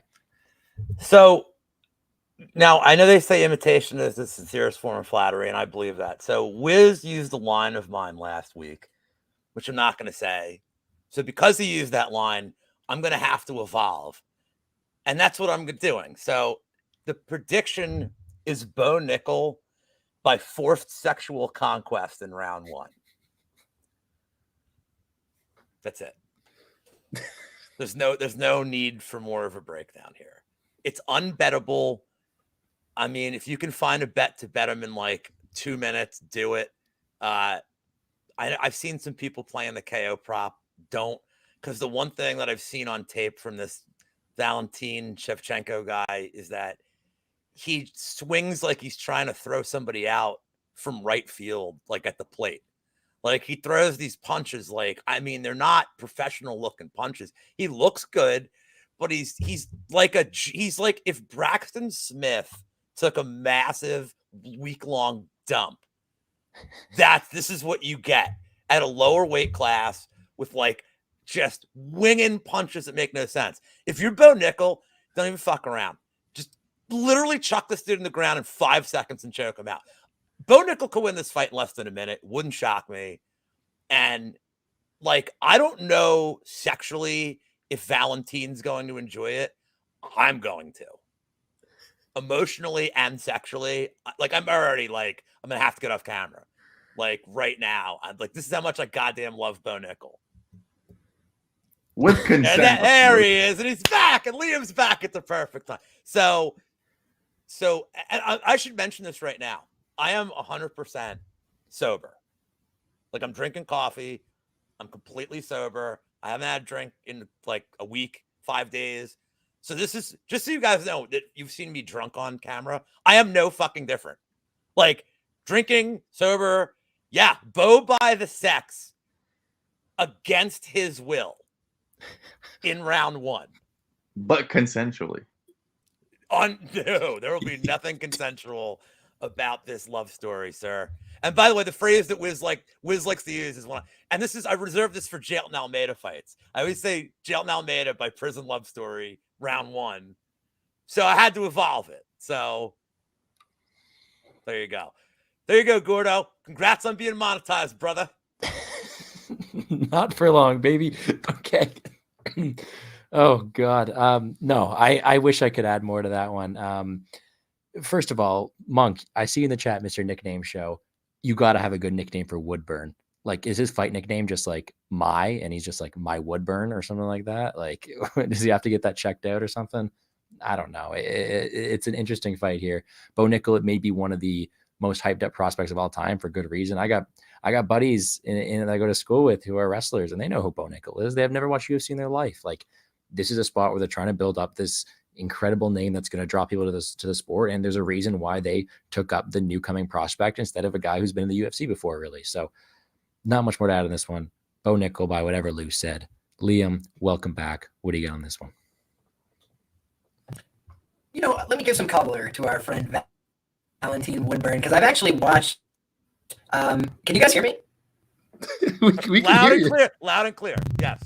Oh God, the reactions now every time. I feel like people can't hear me. I feel like shit is going sideways on me. So now I'm plugging in my internet. I'm making sure there's absolutely zero excuses for this breakdown. But here's the take here, right? I think Valentin Woodburn can win fights in the UFC. That's my God's honest belief. You know, I feel like when you look at the guy, he's put together a 7-0 run as a professional, and he's also fought up as high as the heavyweight class. So physically speaking, he can deliver, you know, up a weight. He's won fights at light heavyweight. So he's not a big guy in terms of his stature. He's not the tallest guy, but he is a literal short king, right? This guy goes out there and dominates much larger men, and oftentimes he does it in the wrestling. And that is why this matchup is so disastrous for him, because he forces his way into the clinch in every fight. In all the fights that he's winning, he does a good job of throwing shots, throwing punches, and also working his way into the clinch, grabbing hold of double legs, and he's just strong as shit. So he grabs people, and it's not the most technical thing you've ever seen, but he turns them sideways and he takes them down, and then he dominates guys on top. He's a guy who's just physically strong. But when you get to a certain point, a certain level of wrestling, technique matters. And I just think that for Bo Nickel, this guy's going to be easy picking because he wants to be in the clinch. He wants to wrestle. He wants to grab a hold of you. And Bo Nickel is better at that. So I think that this might actually be, you know, some moments of resistance here. He did show some of the right instincts when guys tried to take him down regionally, where he's cutting down to the hip, where he's trying to turn over. But the problem is Bo just knows what to do next. So I think Bo is going to continue into exchange, and eventually he's going to take the after he's going to get to a dominant position, and I think he's going to finish however he wants. So that's my only danger with playing a submission prop here, is that I think Bo is most likely to get the sub. I think he's going to preference the sub.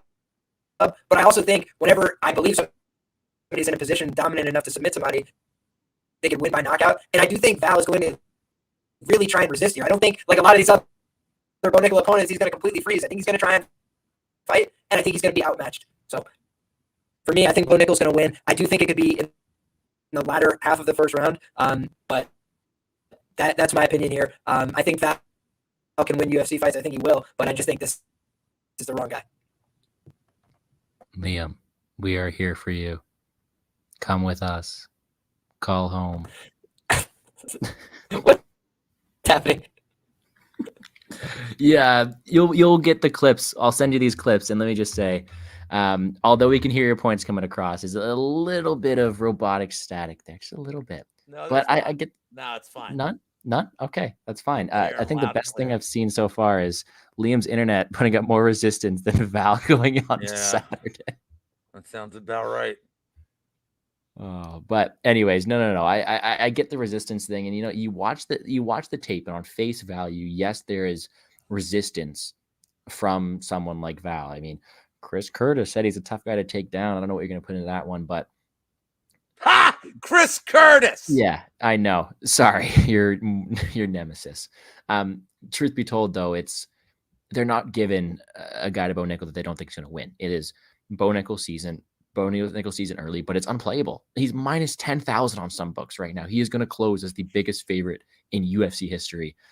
I don't know how much to play this one. He's down on DK, dude. I'm no joke. He opened at minus 2,500. He's down to minus 2,400. Oh, that's still the largest favorite in UFC history. That's Liam's my historian here. Plus, I want to hear him speak again. So, Liam, who's the biggest favorite in like MMA history? Because if I'm not mistaken, like wasn't Logan Storley like minus 4,000? Like, and Kayla Harrison's been like minus 4,000, I think, before. Like, has anybody been a bigger favorite that you know? See, remember MMA history, I actually don't know broadly enough to say who would have been a bigger underdog. That does, or like a bigger favorite. That sounds about right. Bellator is the king of the big favorites, which is why I avoid it like the plague. However, I think that for the UFC, it's actually Alexander Romanov when he closed against Chase Sherman. That was the biggest favorite in the history of the UFC, which I made a point of as part of my reasoning for thinking he was going to win last week. I was just like, man, you're seeing minus 125 now on the biggest favorite UFC history. It was just funny to me how the market changes over time. But yeah, that's the biggest one that I know of in the UFC in a major organization. So Bo Nickel is going to smash that record here in all likelihood. Oh, he's gonna smash this dude's butthole too. minus 2,300 was what Romanov closed. Sorry, man, but I mean that's. I have a nickname. I have a valid nickname for this guy. It's your turn to break it down, so it's all you, big dog. All right, perfect. Would you be my Valentine Woodburn? Get out of here. Just leave the comedy to the pros, Wiz. Enough. I can't hear you. If you're not in robot, I can't hear you. Leave the comedy to the pros. Okay, I get you now. There is no breakdown for this fight, to be honest. There's no breakdown. With all due respect, I just think Bo Nickel's gonna go out there and sub him in the first round. Hot take. Oh, minus 600. No, just kidding. It's a tough one to break down. I do think it goes as planned. I thought it was a very easy fight to break down, to be honest with you. I thought it was a fun one to break down. I don't have to say much about it. It took me a lot of tape, you know. Look at Jared coming in. Jared's coming in hot in the chat. Yeah. What's going on, Pat? How you doing, guys? All right, we're moving on now. We got 4 fights going, 4 fights left. Liam, it's your turn to kick it off here, but I will like to say 13-6 Jalen Turner versus the 22-12 Dan Hooker. We have Jalen Turner, the nicest UFC fighter I've ever met. Was super kind to me. My dad met him at Salt Lake City. Absolute gem of a guy. And he's facing a guy who looks like he's going through a bit of a midlife crisis. Liam, you're a pro at stalking the Instagrams and see what he's going through. What's your thought on this fight? This is a fight that for me I have some biases is coming in. Number one, Jalen Turner is my most profitable fighter on the card. I've made 17 units betting on Jalen Turner's fights. I bet him on the money line. I bet him hugely on the money line against Brad Riddell. And then I also bet him by submission against Uros Medic and against Brad Riddell. So he's been a guy that, I kind of got on at the right times and got off at the right times. I did not bet him against Gamrot, though I did think he would make it competitive.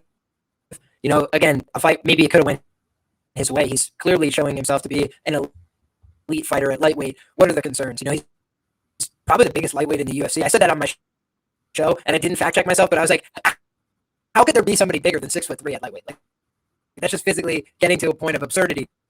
Because he also is jacked, right? Like, he doesn't look like a guy who's frail and coming in without musculature. He comes in very physically strong, and on top of that, he's extremely big for the weight. So I think one of the decided advantages Dan Hooker has normally held at lightweight is that he's bigger than most of his opponents, or he's at least at size parity. When he tried to go down to featherweight, it was to be the bigger guy. He likes to feel bigger. He likes to be further away. And Arnold Allen just blitzkrieged him, finished him quickly. So now he's back up at 155. He's doing a little bit of that, changing of weight classes, which for me is always a concern. He's fought as high as 205. So he's still making a cut. He's still making a sacrifice to get to 155. But he just showed that he put his body through hell, torture, looked like Skeletor, and took a lot more damage in a career that's full of damage, and more damage. So I feel like Jalen Turner is going to run up this score to just another silly level. I think it's like 4 or 5-0 against Oceanic fighters. I think he's going to do it again, unfortunately. I think Dan Hooker, fun guy, fun style, brings a lot. You go back and watch that Mark Diakese, and he can fight through the fire sometimes, take over late. That guillotine was beautiful. Perfect mechanics. There's a reason they call him the Hangman. When I saw that plus 1,600 by sub, I did go, hold on a second. But the problem is Jalen Turner, very proficient in the same positions, very skilled on the mat, gets a lot of specialized attention, goes around and trains with the best guys, still taking in a lot of great information from others. So I feel like he is a guy who's only gotten better and better and better over the course of his career. Showed great form last time out, staying hungry, staying active. I like the Jalen Turner side here, and I think the early money was sharp. So unfortunately, I missed the number here. I did see it at like minus 150. I was like, oh, I hope I get that. Yeah, Psych, it's like minus 2 something now. But I think there will probably be some Dan Hooker love from the public that comes in my humble opinion. Very popular guy, very well-known guy, and looking for a big bounce back win. He's going to talk a little bit this week. He's going to say some stuff that gets people riled up. Big position on a pay-per-view card, as he has been many times, but he's got 12 career losses for a reason. Puts himself on the line, and I think he's going to do it again. And Jalen Turner's the wrong guy to do that with. So Jalen Turner probably by club and sub at some point in this fight. You know what? That's fair. And truth be told, I don't want to spoil Wiz's pick here, but Wiz did tell me what side he was on, and I put a little bit of resistance to that because prior to my tape, I was looking at how this could be potentially a close matchup. Dan Hooker's the same guy who went to war with Poirier. He's the same guy who did all this stuff. After tape, it seems like Dan Hooker doesn't have those advantages you want to see you have in a fight. I don't think he's not the longer fighter here. I don't think he has more power. I don't think he has the better grappling game. I don't think he has the better wrestling. I think all Hooker has is better experience. And could he land the shot to put out Turner's lights out? Potentially. I mean, Turner has been finished before and all this kind of stuff. And Hooker's a very dangerous fighter at all times.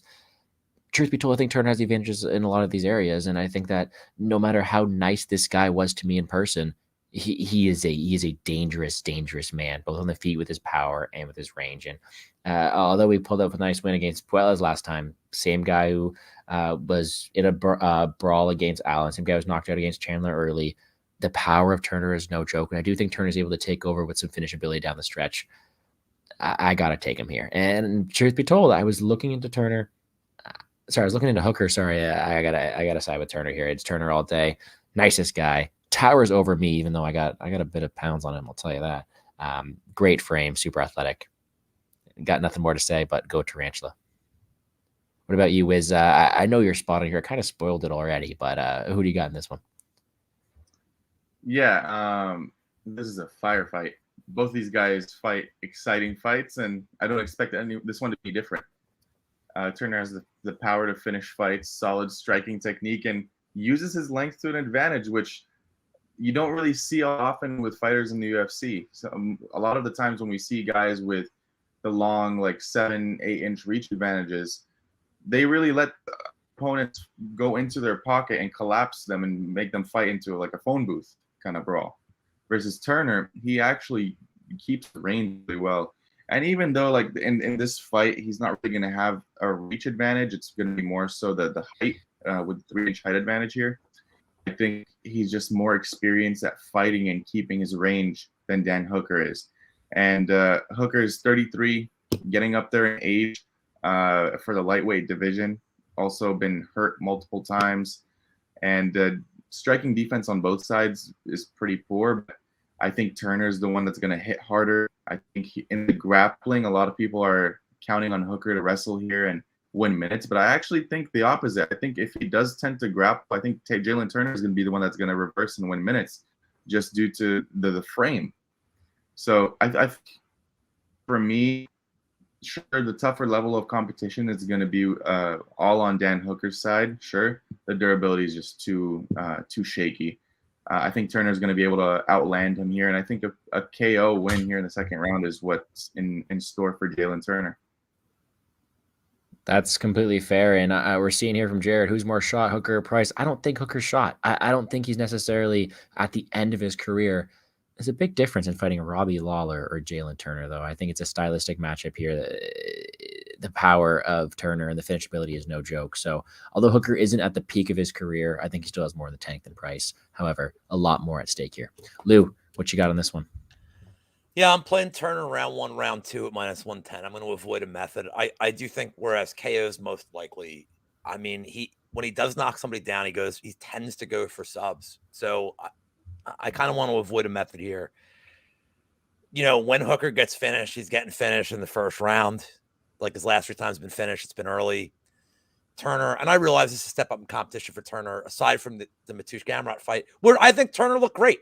That was a big step up in competition. Close loss. I think he passed the test. Very different stylistic matchup to this, but I thought he passed the test. He never really took damage. Yeah, he got landed on. The stats say, you know, he got landed on by like 70% of the punches or something like that, but it didn't, just the visuals didn't look like it. And he held his own getting up too. So if Hooker does, I think if Hooker goes to the grappling here, it's a big mistake. You're giving me the younger guy who's improving, who's more athletic. I was actually shocked their reach is the same.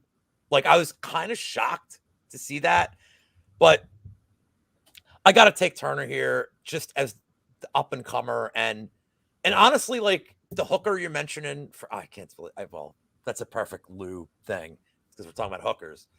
The Hooker that fought Poirier 3 years ago can't charge the same as the Hooker of today. She wasn't blonde. Yeah, and let's talk about this part tattoos. Too. So Gordo and I talked about this on the Best Bet show earlier with Brady, and some of this is John Kelly and I had talked about. And this is kind of where like I started thinking about this. I don't love narrative stuff too much, but this whole like dyeing your hair blonde on a whim, getting tattoos on your legs on a whim, it's like really midlife crisis weird shit. Like it kind of shows you're not really focused. It to me, it shows a lack of focus. Like this is the biggest deal for Turner right now. Like he's a pay-per-view main card. There you go. Like that's the look of somebody that's a guy who's fighting on this main card. Like, Brady tweeted that. He did tweet it. That's whose tweet I got up right now. I don't love. I'd like to see. I don't love to play like to really like try to cap that. But Turner's the one, like he's taking his career seriously. Dude's got mega talent and he's improving. And I just kind of feel like Dan Hooker's he's final form. We know what he's like. I wasn't impressed with him in the Puelas fight, like at all, really. I wasn't impressed with him at all. It's a weird win. He didn't look great in the first. I don't know, man. Like, I don't know where Hooker is better. And I think his one-punch power is overrated too. Like, this is the last time he like just got somebody out of there with like 1 or 2 shots. Like it's been a while. He's kind of a volume guy at this point. I just don't think he's improving. So I think Turner round 1, round 2 is a really good way to cut your value down to -110. I think the end of distance was -150. That's fine, but I don't think it's going to take that long. And yeah, I don't have much more to add there. Hey, killer breakdown there. Seems like we're all seeing eye to eye on this one. A very, very fun fight, but we move on. We only got a couple left here, including one I'm definitely looking forward to. It's almost like I timed this one again. I'm breaking this one down. Robert Whittaker, 24-6. Dricus du Plessis, 19-2. I got one bet on the card so far, and it's a parlay from last week. I square parlayed it up, played 3 to 1 the distance with Robert Whittaker, and now I have 4 units at Robert Whittaker at -200. That's how it is, and I'm completely aware of the risks at hand, but you cannot tell me, and Lou and I are going to talk about this. It's okay. You cannot tell me that Robert Whittaker is not the far superior fighter. However, as much as Robert Whittaker is the far better fighter, and he should win this fight at a very, very high clip, the times where Robert Whittaker loses, he's getting bopped. Like, that's the only path to victory for du Plessis. DDP, if he's going to win this fight, he is going to be rock'em sock'em, and he's going to go out there and he's going to land something fluke, because there's no debate the better technical striker, the better technical wrestler, the guy with better cardio, better experience, better overall martial artist is Robert Whittaker. But at the same time, who's got the death touch? How is Whittaker lost? Like, it's such a weird matchup. I'm on Whittaker all day long, but I might have more du Plessis on DraftKings because his path to victory scores so much better. I think Whittaker wins this fight 90-95% of the time. But if I'm ripping up my 4 units on Whittaker because of a fluke DDP knockout, I don't know how surprised I'm going to be. Wiz, what's your side on this one? All great points that you brought up. I do think, like you said, Whittaker is the much better fighter, skill for skill, has faced the much better competition. Is, in my opinion, where this fight is going to take place the most is going to be in the striking, and Whittaker is just levels ahead of du Plessis in the striking. But du Plessis has the death touch. The one critique that people are giving DDP is the cardio, and that's very valid. But there's been rumors, and he actually said it today and confirmed it in the press conference, that, and not press conference, media, that he had surgery to his nose and he fixed the breathing issues that he had. And he was like, he was never like out of breath, or like he wasn't like gassed. It was more so that he just couldn't breathe out of one nostril, which I think is complete BS, but make of it what you would.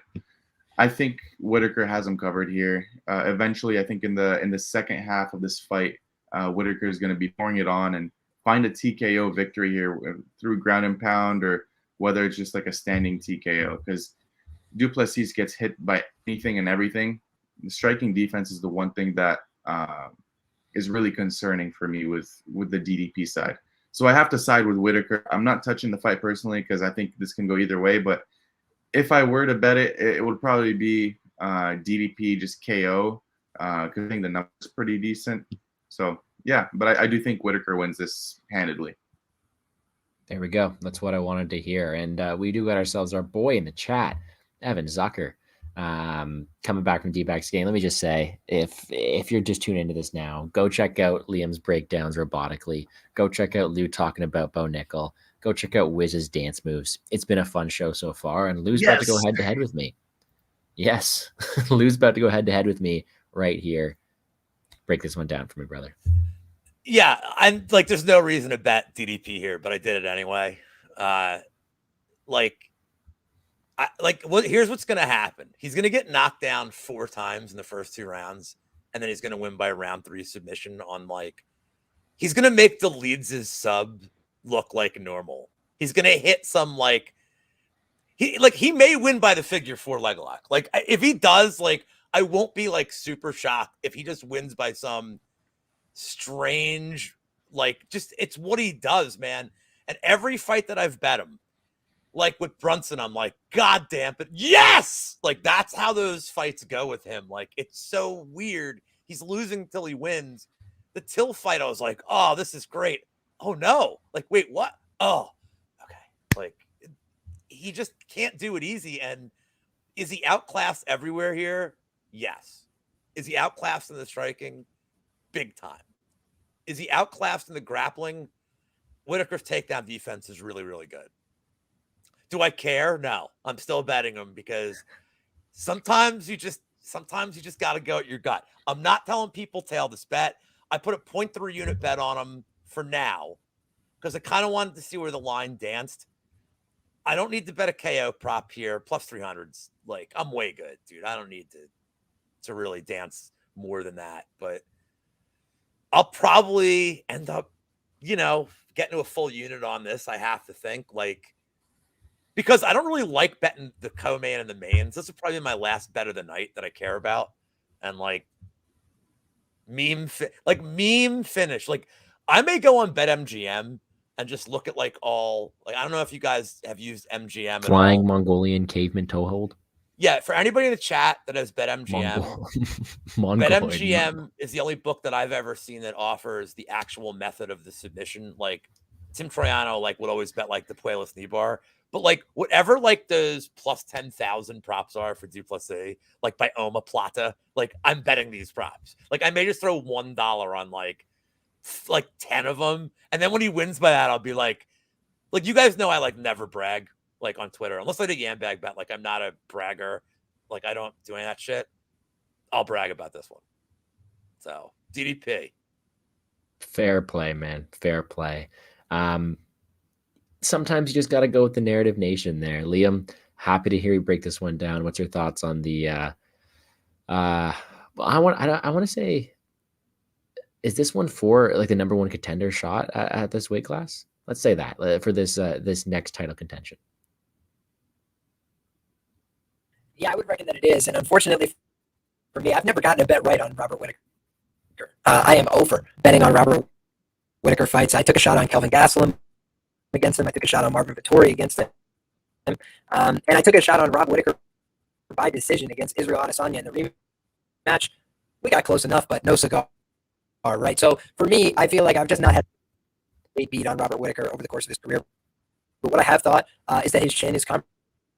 And I do think that the writing is on the wall that somebody is going to knock him out brutally in the near future. Whether or not that's Dricus du Plessis is yet to be seen, because he's definitely a very awkward fighter, right? And he's not the most clean technical striker. I think to myself, the funniest fight that he's had so far in the UFC was against Trevin Giles, where Trevin Giles probably lands his best combination of the fight.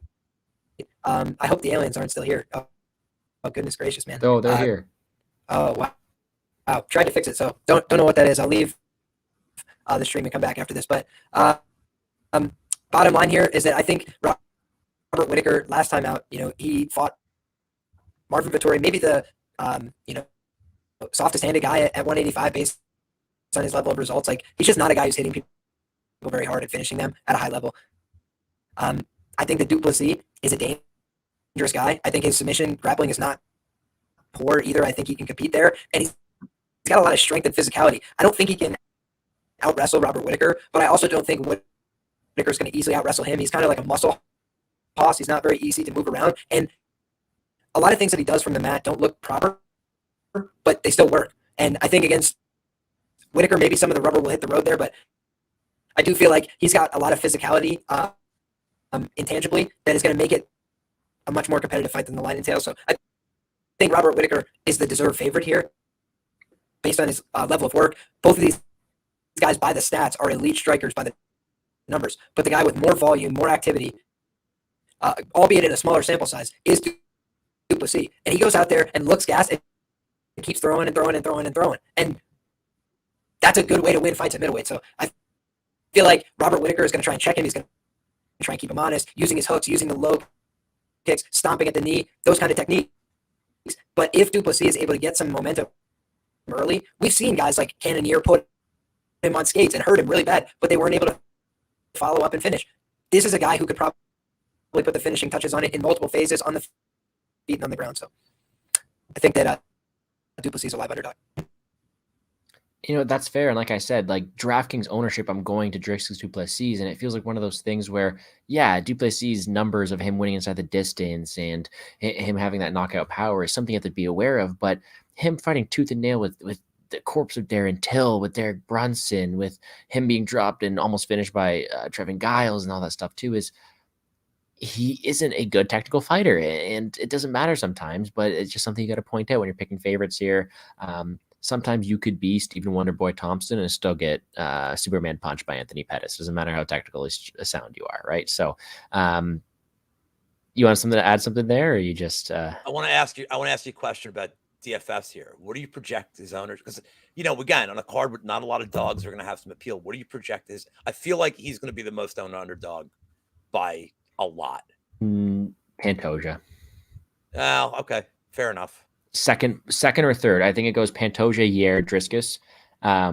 Again, depends what formats you're in. In the like in all the high like a big GPP. Yeah, then Driscus will be number 2. Just because I think if we look at everyone in that lower range, who has the higher ceiling or more chance to victory? Is that going to be Driscus Duplessis or the muscle hamster, right? And it's 2 5-round fights too. Exactly. So give me Driscus and DraftKings due to his upside, although I think Whitaker gets her done here. Considering the pace that DDP fights at, Whitaker could be a very sneaky option because he's going to be the lowest owned fighter at 9K. Like I can almost guarantee that. Despite the name value, who's taking Whitaker here over Tyra, over Simon, over like Petrino? No one is. So he is a decent pivot there that way as well. Liam coming back here and he's looking smoother already. You want to give us a mic check? Yo. Oh, it's still there, man. We'll figure it out. No, we can still hear you pretty good though. It's I don't know what it is, man. The aliens are coming for you today, but that's okay. We got 2 fights left to go. I get what you're saying, Lou. I get what everyone's saying with the value on DDP. I'm gonna ride with my boy Robert Whitaker. All right, and as long as it's not Jalen Turner facing the Aussies, they're doing okay. All right, guys, 2 fights left to go. We got the co-main and the main event, both fights for the belts, both 5-rounders. I want to say thank you everybody for hanging out with us. Make sure to hit the like button down below, subscribe to the channel. Peruvian neckties being talked about here.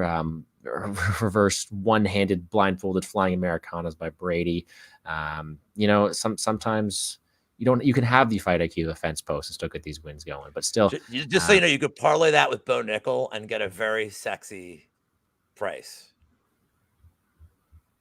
Flying arm triangle and Bo Nickel money line. Is Turner inside the distance actually plus 110 on FanDuel? If it is, it's minus 150 everywhere else. Yeah, so that's not a bad look either.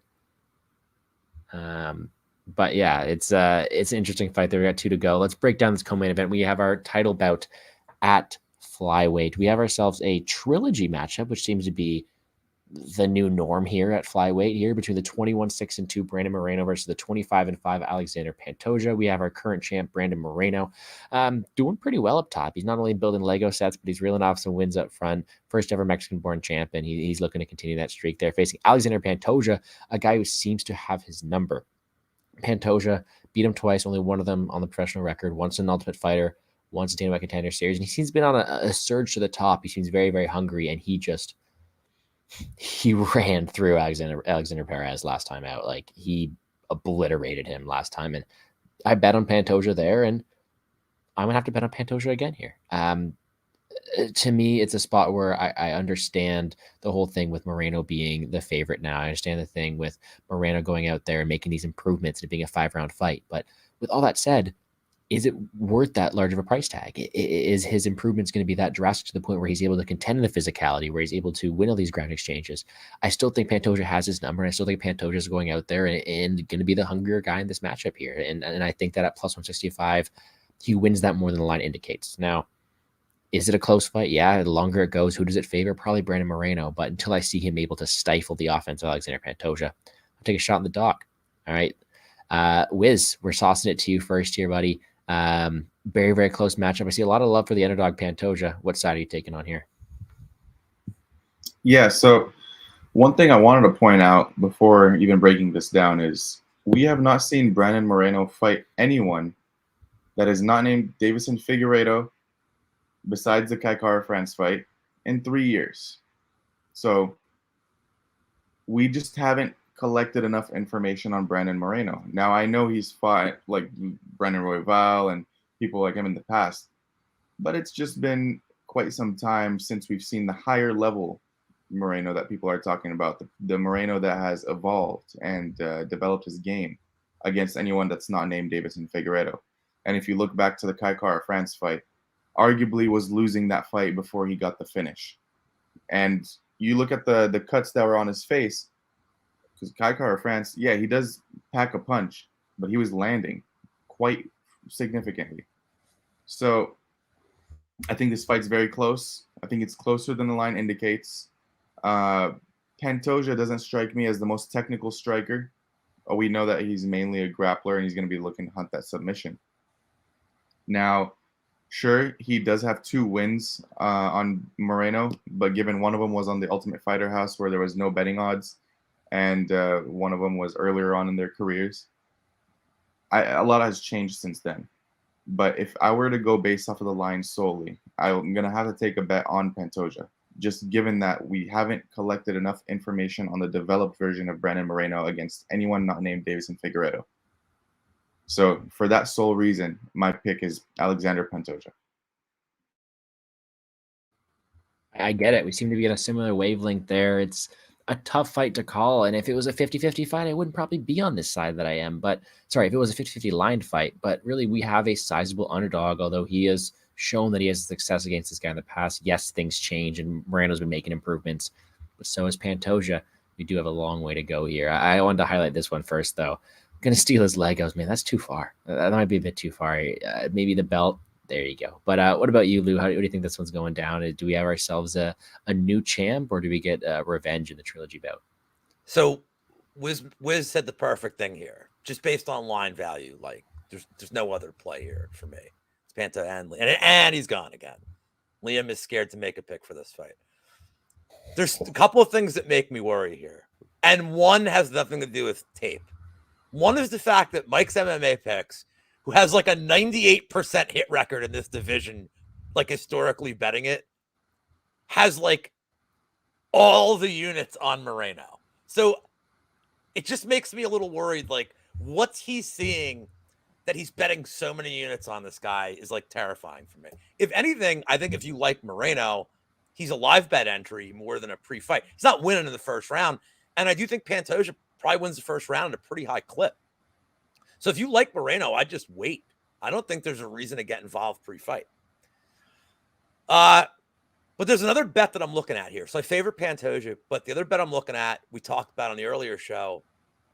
We've seen it happen a lot in title fights at 125.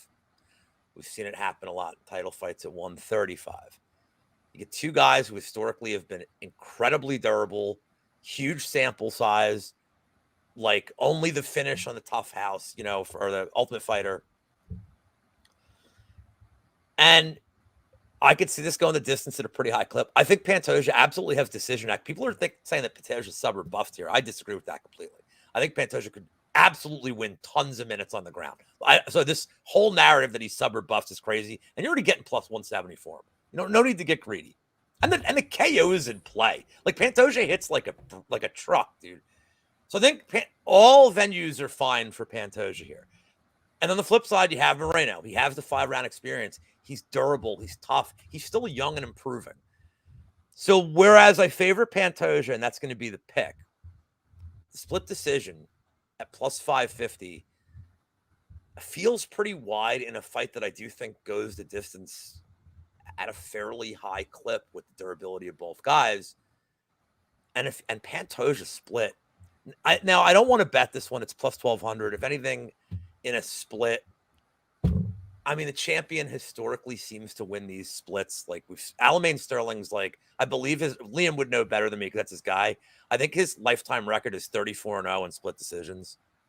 I don't have it in front of me, but it feels like he's just like the split this. But I mean, I'm not. These are not robberies. I'm saying like in close fights, his style is what the judges like, and I just wonder here. I don't know. I feel like in a split decision, like I saw Jared's call on the draw. It's not a really crazy thing here, but who has 10-8 equity? I would think Pantoja. I don't think Moreno has true 10-8 equity, like a little bit, but not as much unless as Pantoja gasses. Right. So I kind of lean this fight goes the distance. I kind of lean it being super close. That's why I haven't bet Pantoja yet. But I think the split decision is super live, and at plus 550, it's a pretty good price for a fight at 125. I don't mind it, man. With 2 very historically durable guys. Yeah, it's going to be a fun one, and I get where you're going there. Interesting way to look at it, and you're right. Usually you have to beat the champ decisively to win that belt over as a challenger. So I mean, Evan's going to bet it because, he's Evan Zucker and he wants that in a 10-leg parlay with Dumpy. Win by split, Bag plus. Oh, he's already looking up the odds for you. All right. Okay. Liam, the floor is yours. Let's test out this mic quality.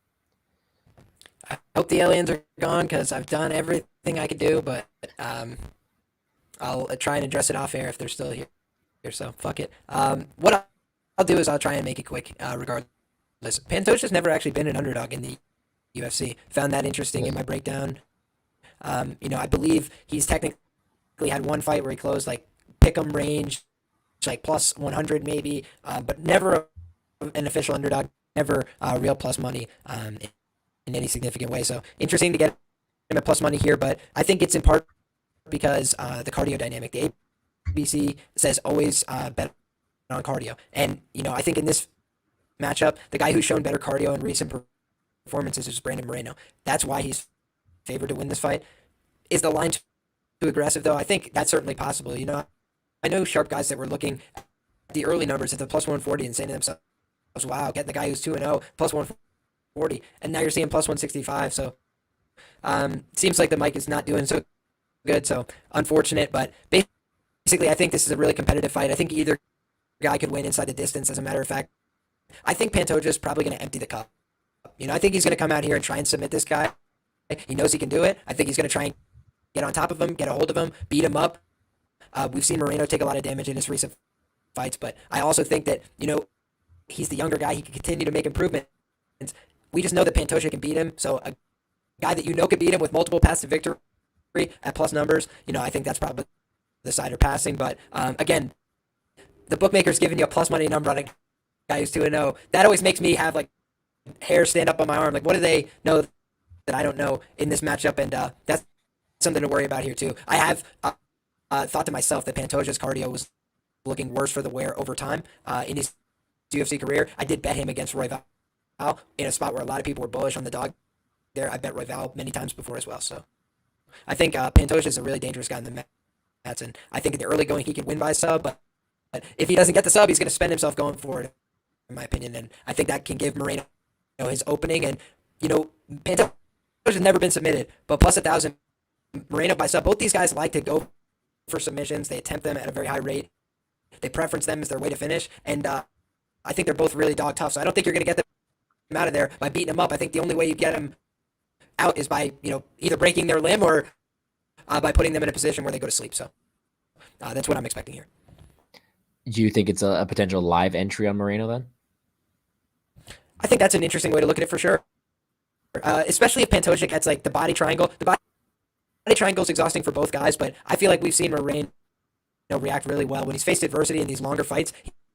He's shown himself to come on strong late. So I kind of expect that here. Okay, yeah, I do think he might get ran over early though. So.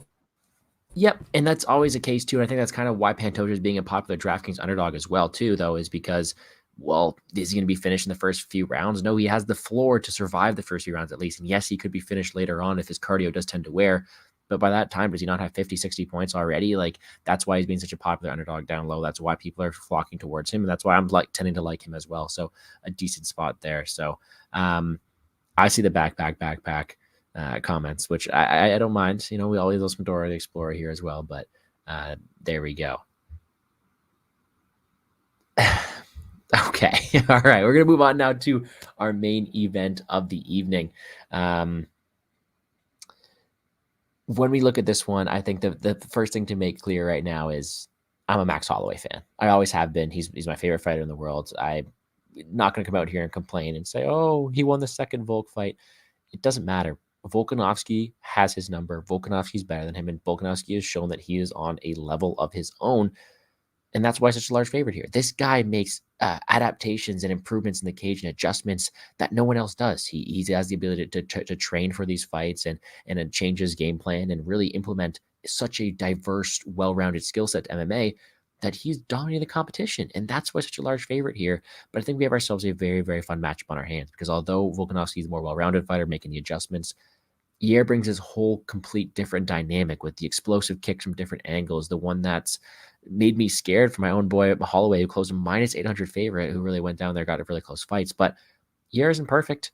Those spinning kicks allow him to be taken down. Yes, he has a decent game off his back.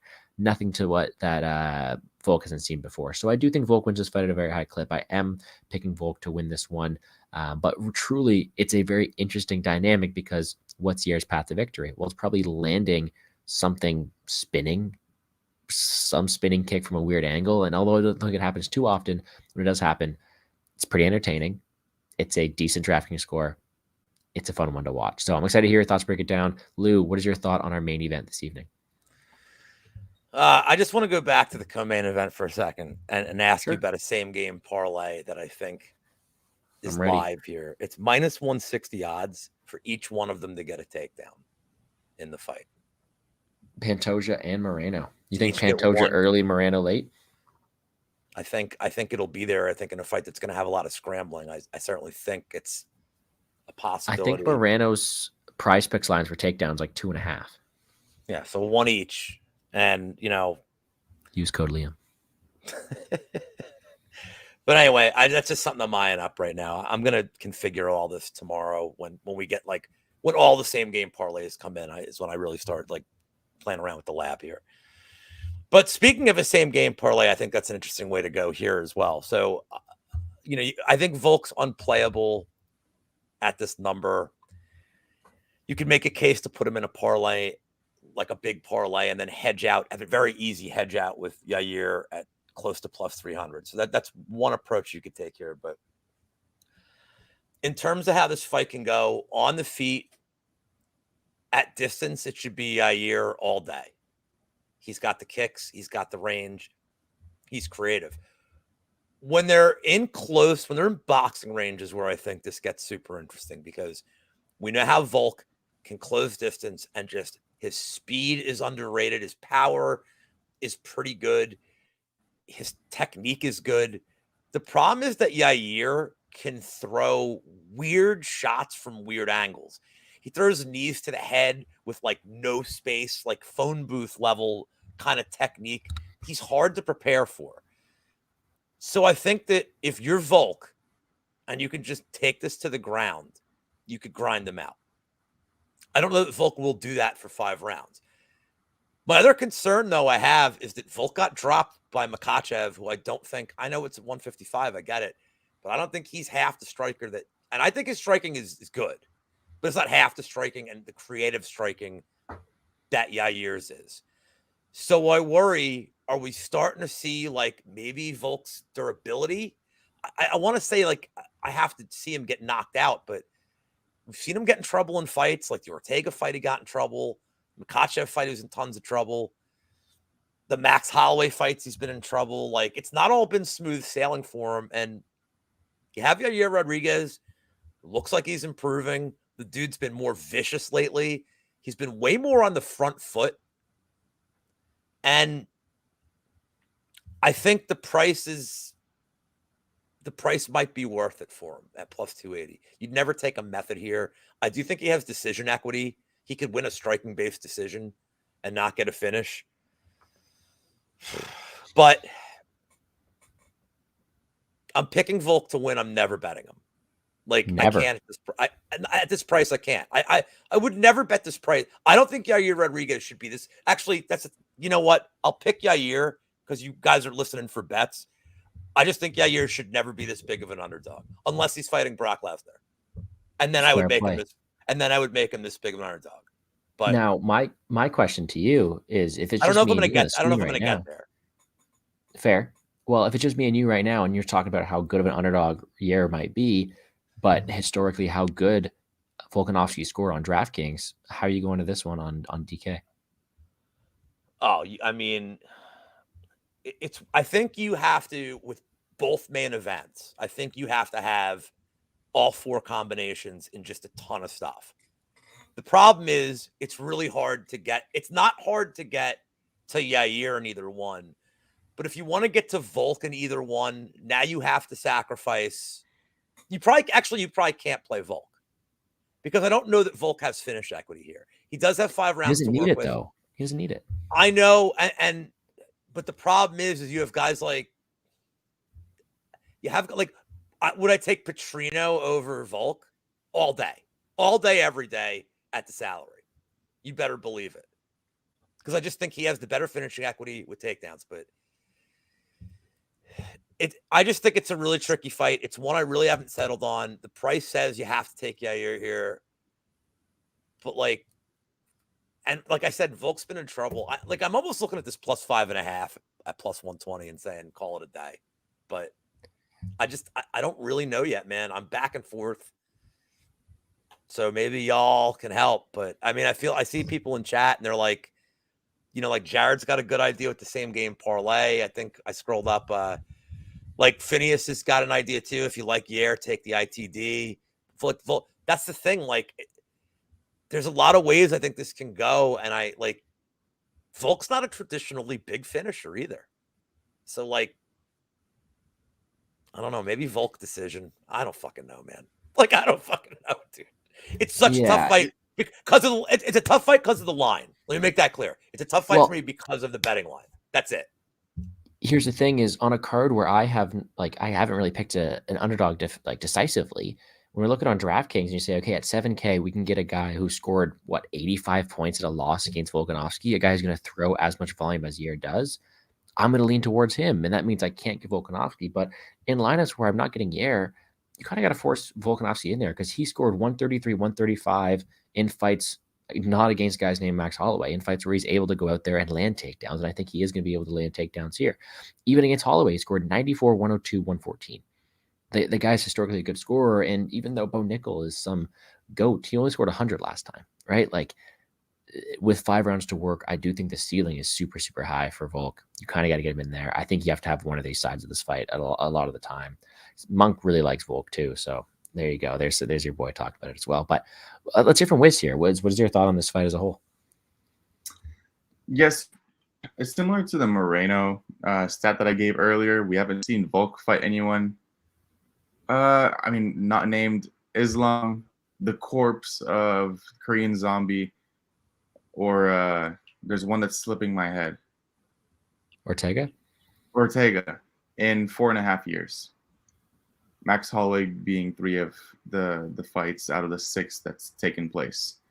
And Max is more of a boxer. Ortega, mainly a grappler, doesn't really offer anything in the striking. And then the corpse of the Korean Zombie did not offer anything.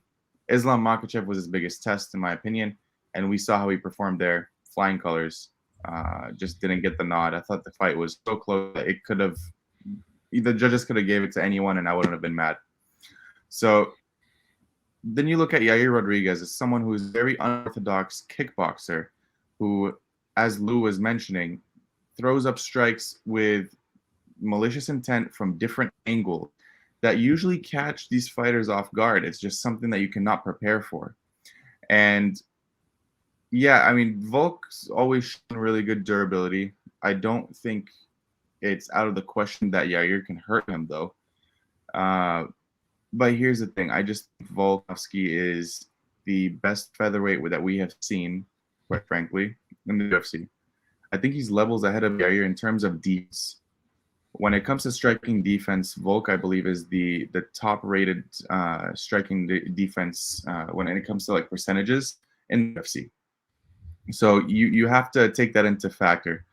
And getting out of the way of these flashy kicks is something that he should be able to do. I do expect him to do that. And I think he's going to actually employ a takedown-heavy game plan in this fight.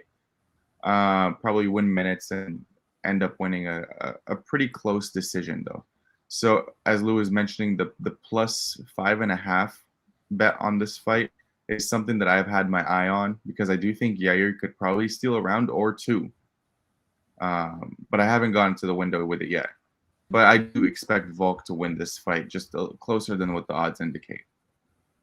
And that makes sense. Fight Talk asking about the height never really was that much of a problem. I guess Holloway doesn't throw the same angles with the kicks, but he did drop him with that one kick, actually. Still, I feel like Volk is making the right adaptations, causing any problems, the same way Jared's saying here that he's beating up these corpses of these guys. He's making the right adjustments. I think that's the most admirable thing about Volkanovski is he's so smart to make these adjustments as the fights go on. It's always he's going in there, he's making the right adjustments, whether it be adding different feints, different levels to his game. He is so good technically. But we're gonna hear from one last guy. Final breakdown of the show. Liam, what do you got in this main event? Let's see how we can do.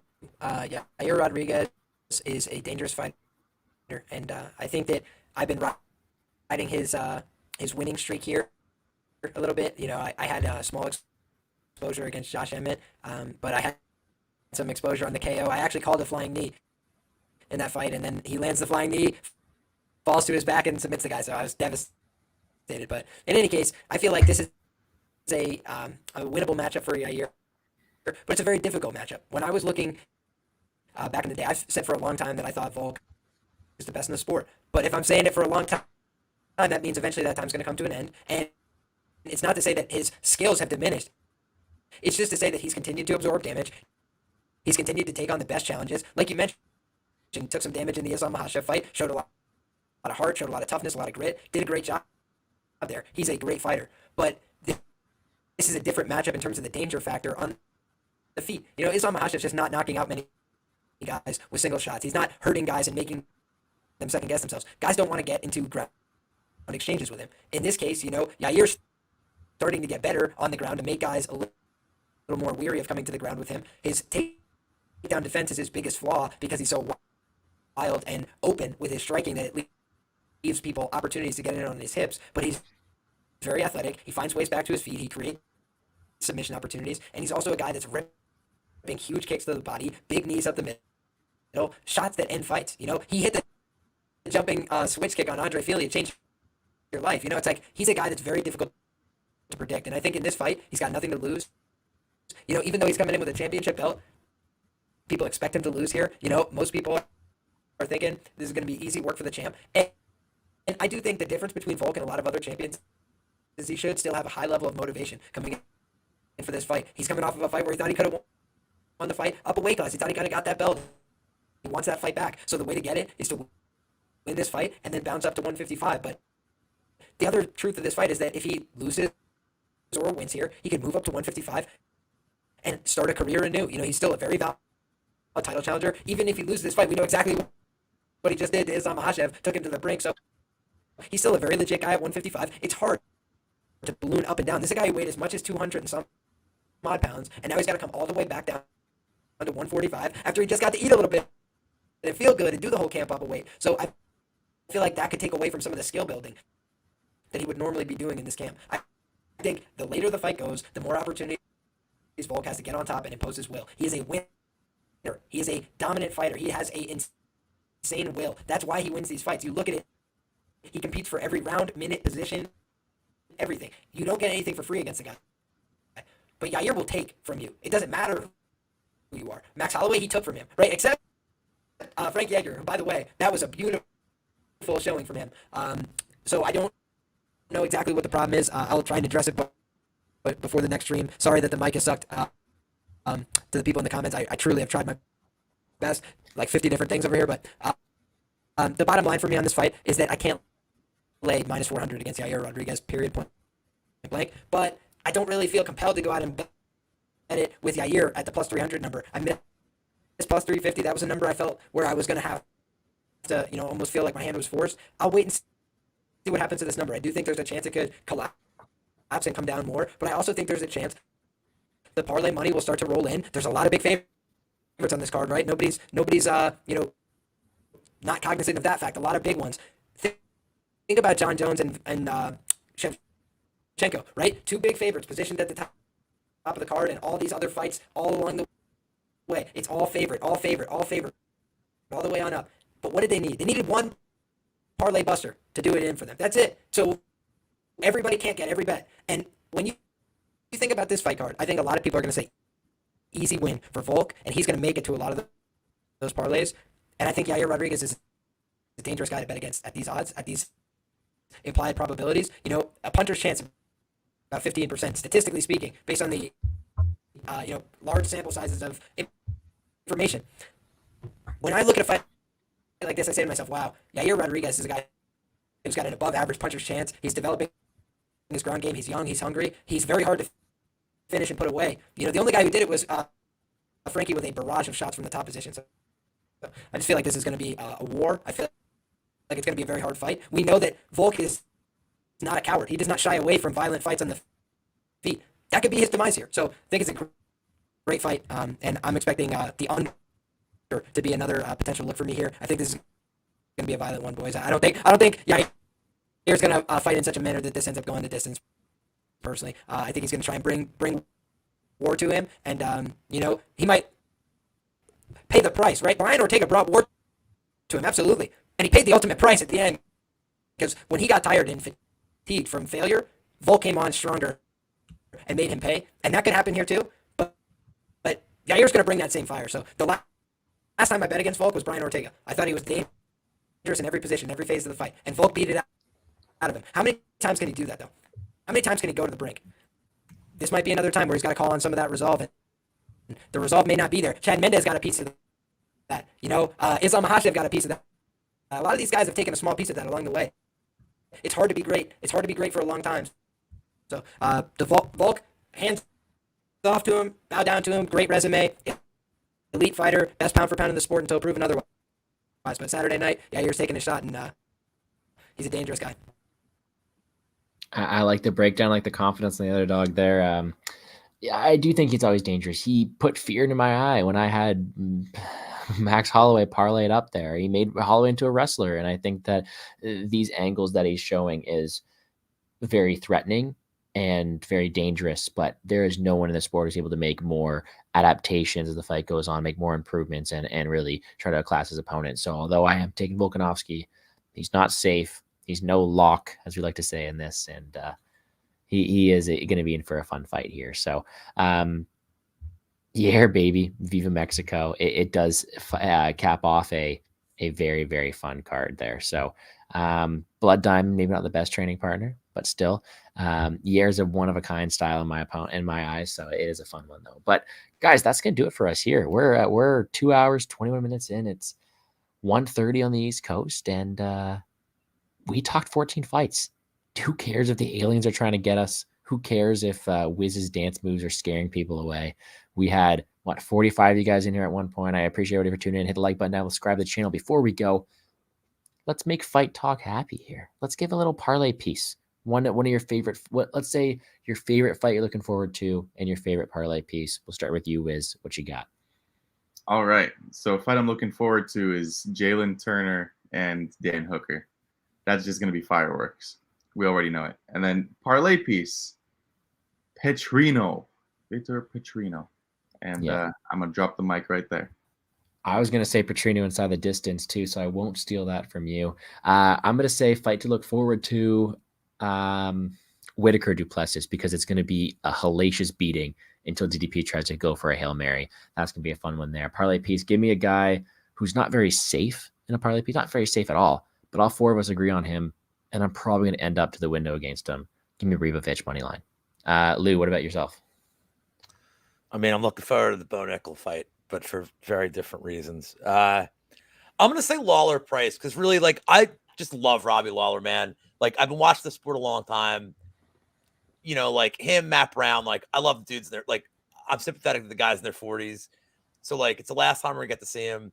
He's given me so many great moments as a fan over the years. So I'm looking forward to just seeing him one more time. I really hope he turns in a vintage performance. As far as a parlay piece, I was going to say Petrino. So, like, I really like the Petrino piece.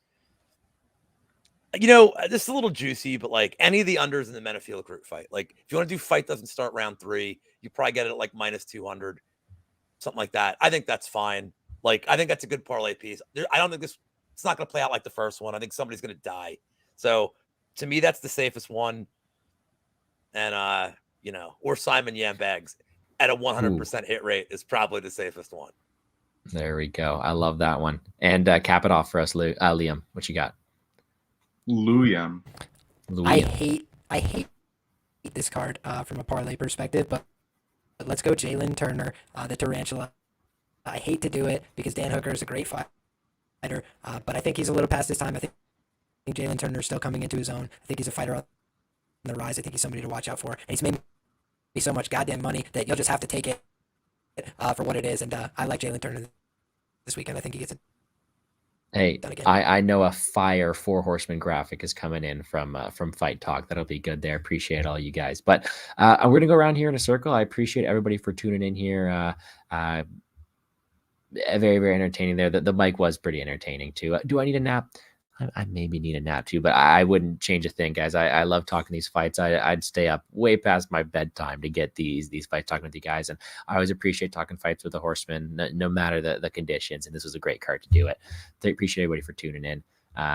Jerry, for your great comments throughout, all these fun things here.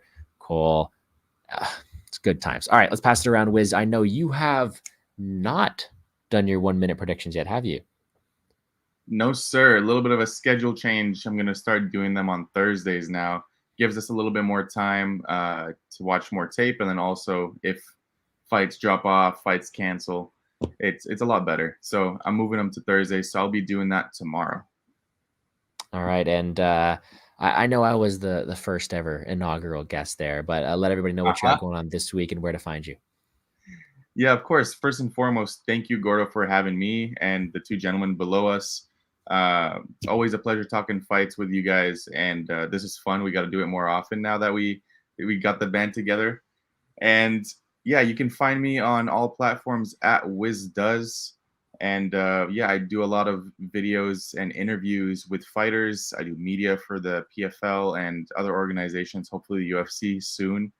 And just looking to provide value wherever I can and in all markets of sports. There we go. Appreciate all your hard work within the community. Thank you for joining us.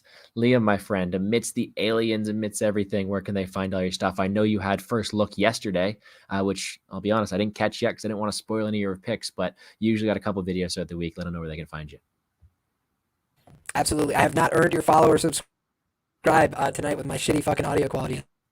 That drives me insane. So I'm going to try and get back to the workshop and figure it out. But you can find me everywhere at LiamPicksFights, and I appreciate the support and the love along the way. Thank you for putting up with my terrible microphone tonight. Thank you. One of the hardest working in the game, the guy who got me on Plays and Fade Sports in the first place. So appreciate everything Liam does. Go check him out there. He's got a ton of content throughout the week. And last but not least, probably the most underrated guy in all of MMA Twitter here. He's leading all this stuff here. He's got yam bags for days. One of my favorite guys to talk to in the space. Lou, what you got going on? I think you got a very special episode on Friday, don't you? Yeah, well, tomorrow I'm doing props to consider and then maybe bet. And I've been trying to not have repeat guests. So tomorrow's going to be the biggest ball busting show I've ever done. There's going to be Sean Orr and Pepe Sylvia. So it's probably just going to be like a whole show of us insulting each other. And since Sean copies off Pepe and I copy off Sean, Pepe just has to go first for every single prop, and we'll just agree with him. So it'll be a pretty easy show. And then Friday at 5:30, I will be doing the happy hour, piloting alone again because Monk's schedule is wrong. Don't want to get too much into it here on this stream, but I have a little announcement or two I'm going to be making on the Friday show. If you like my content, I suggest you tune in. It'll be a short show, and hope to see you there. And as always, love working with you 3. Go follow them. These guys are awesome. Even though I'm as old as all 3 of them combined, essentially, I'm older than any 2 of them combined, and that's actually a fact, I believe. I'm not very good at math, so we're just going to take your word for it because you're so wise. I was told there'd be no math. Wrong. All right, guys. But no, go check everybody out, Lou included. I'll be there in the show on Friday. We'll cover the H spread, but no, we'll go check out. Easy. It's 20. It's, I think, 20 and a half. Yep, there we go. No, but no, appreciate everybody shouting out, everybody showing the love to Liam here, to Wiz, to Lou. Nothing but good vibes from everybody. Makachev and Volk on Fight Pass right now. I need to rewatch that one. But I rewatched it to do fight tape for this week too. It was a fun one to watch. I still got Makachev, but it is close, man. Again, appreciate everybody for tuning in. Make sure to hit the like button down below, subscribe to the channel. Appreciate all of the kind words. I do think the Horsemen together are a very good crew, and I can't wait to look forward to the next time we ride together. So I appreciate everybody for tuning in. Make sure to show some love to everyone around us. Everything's in the description down below. Wish everyone the best of luck on all your betting and DraftKings endeavors this weekend, and let's make some money, guys. Peace.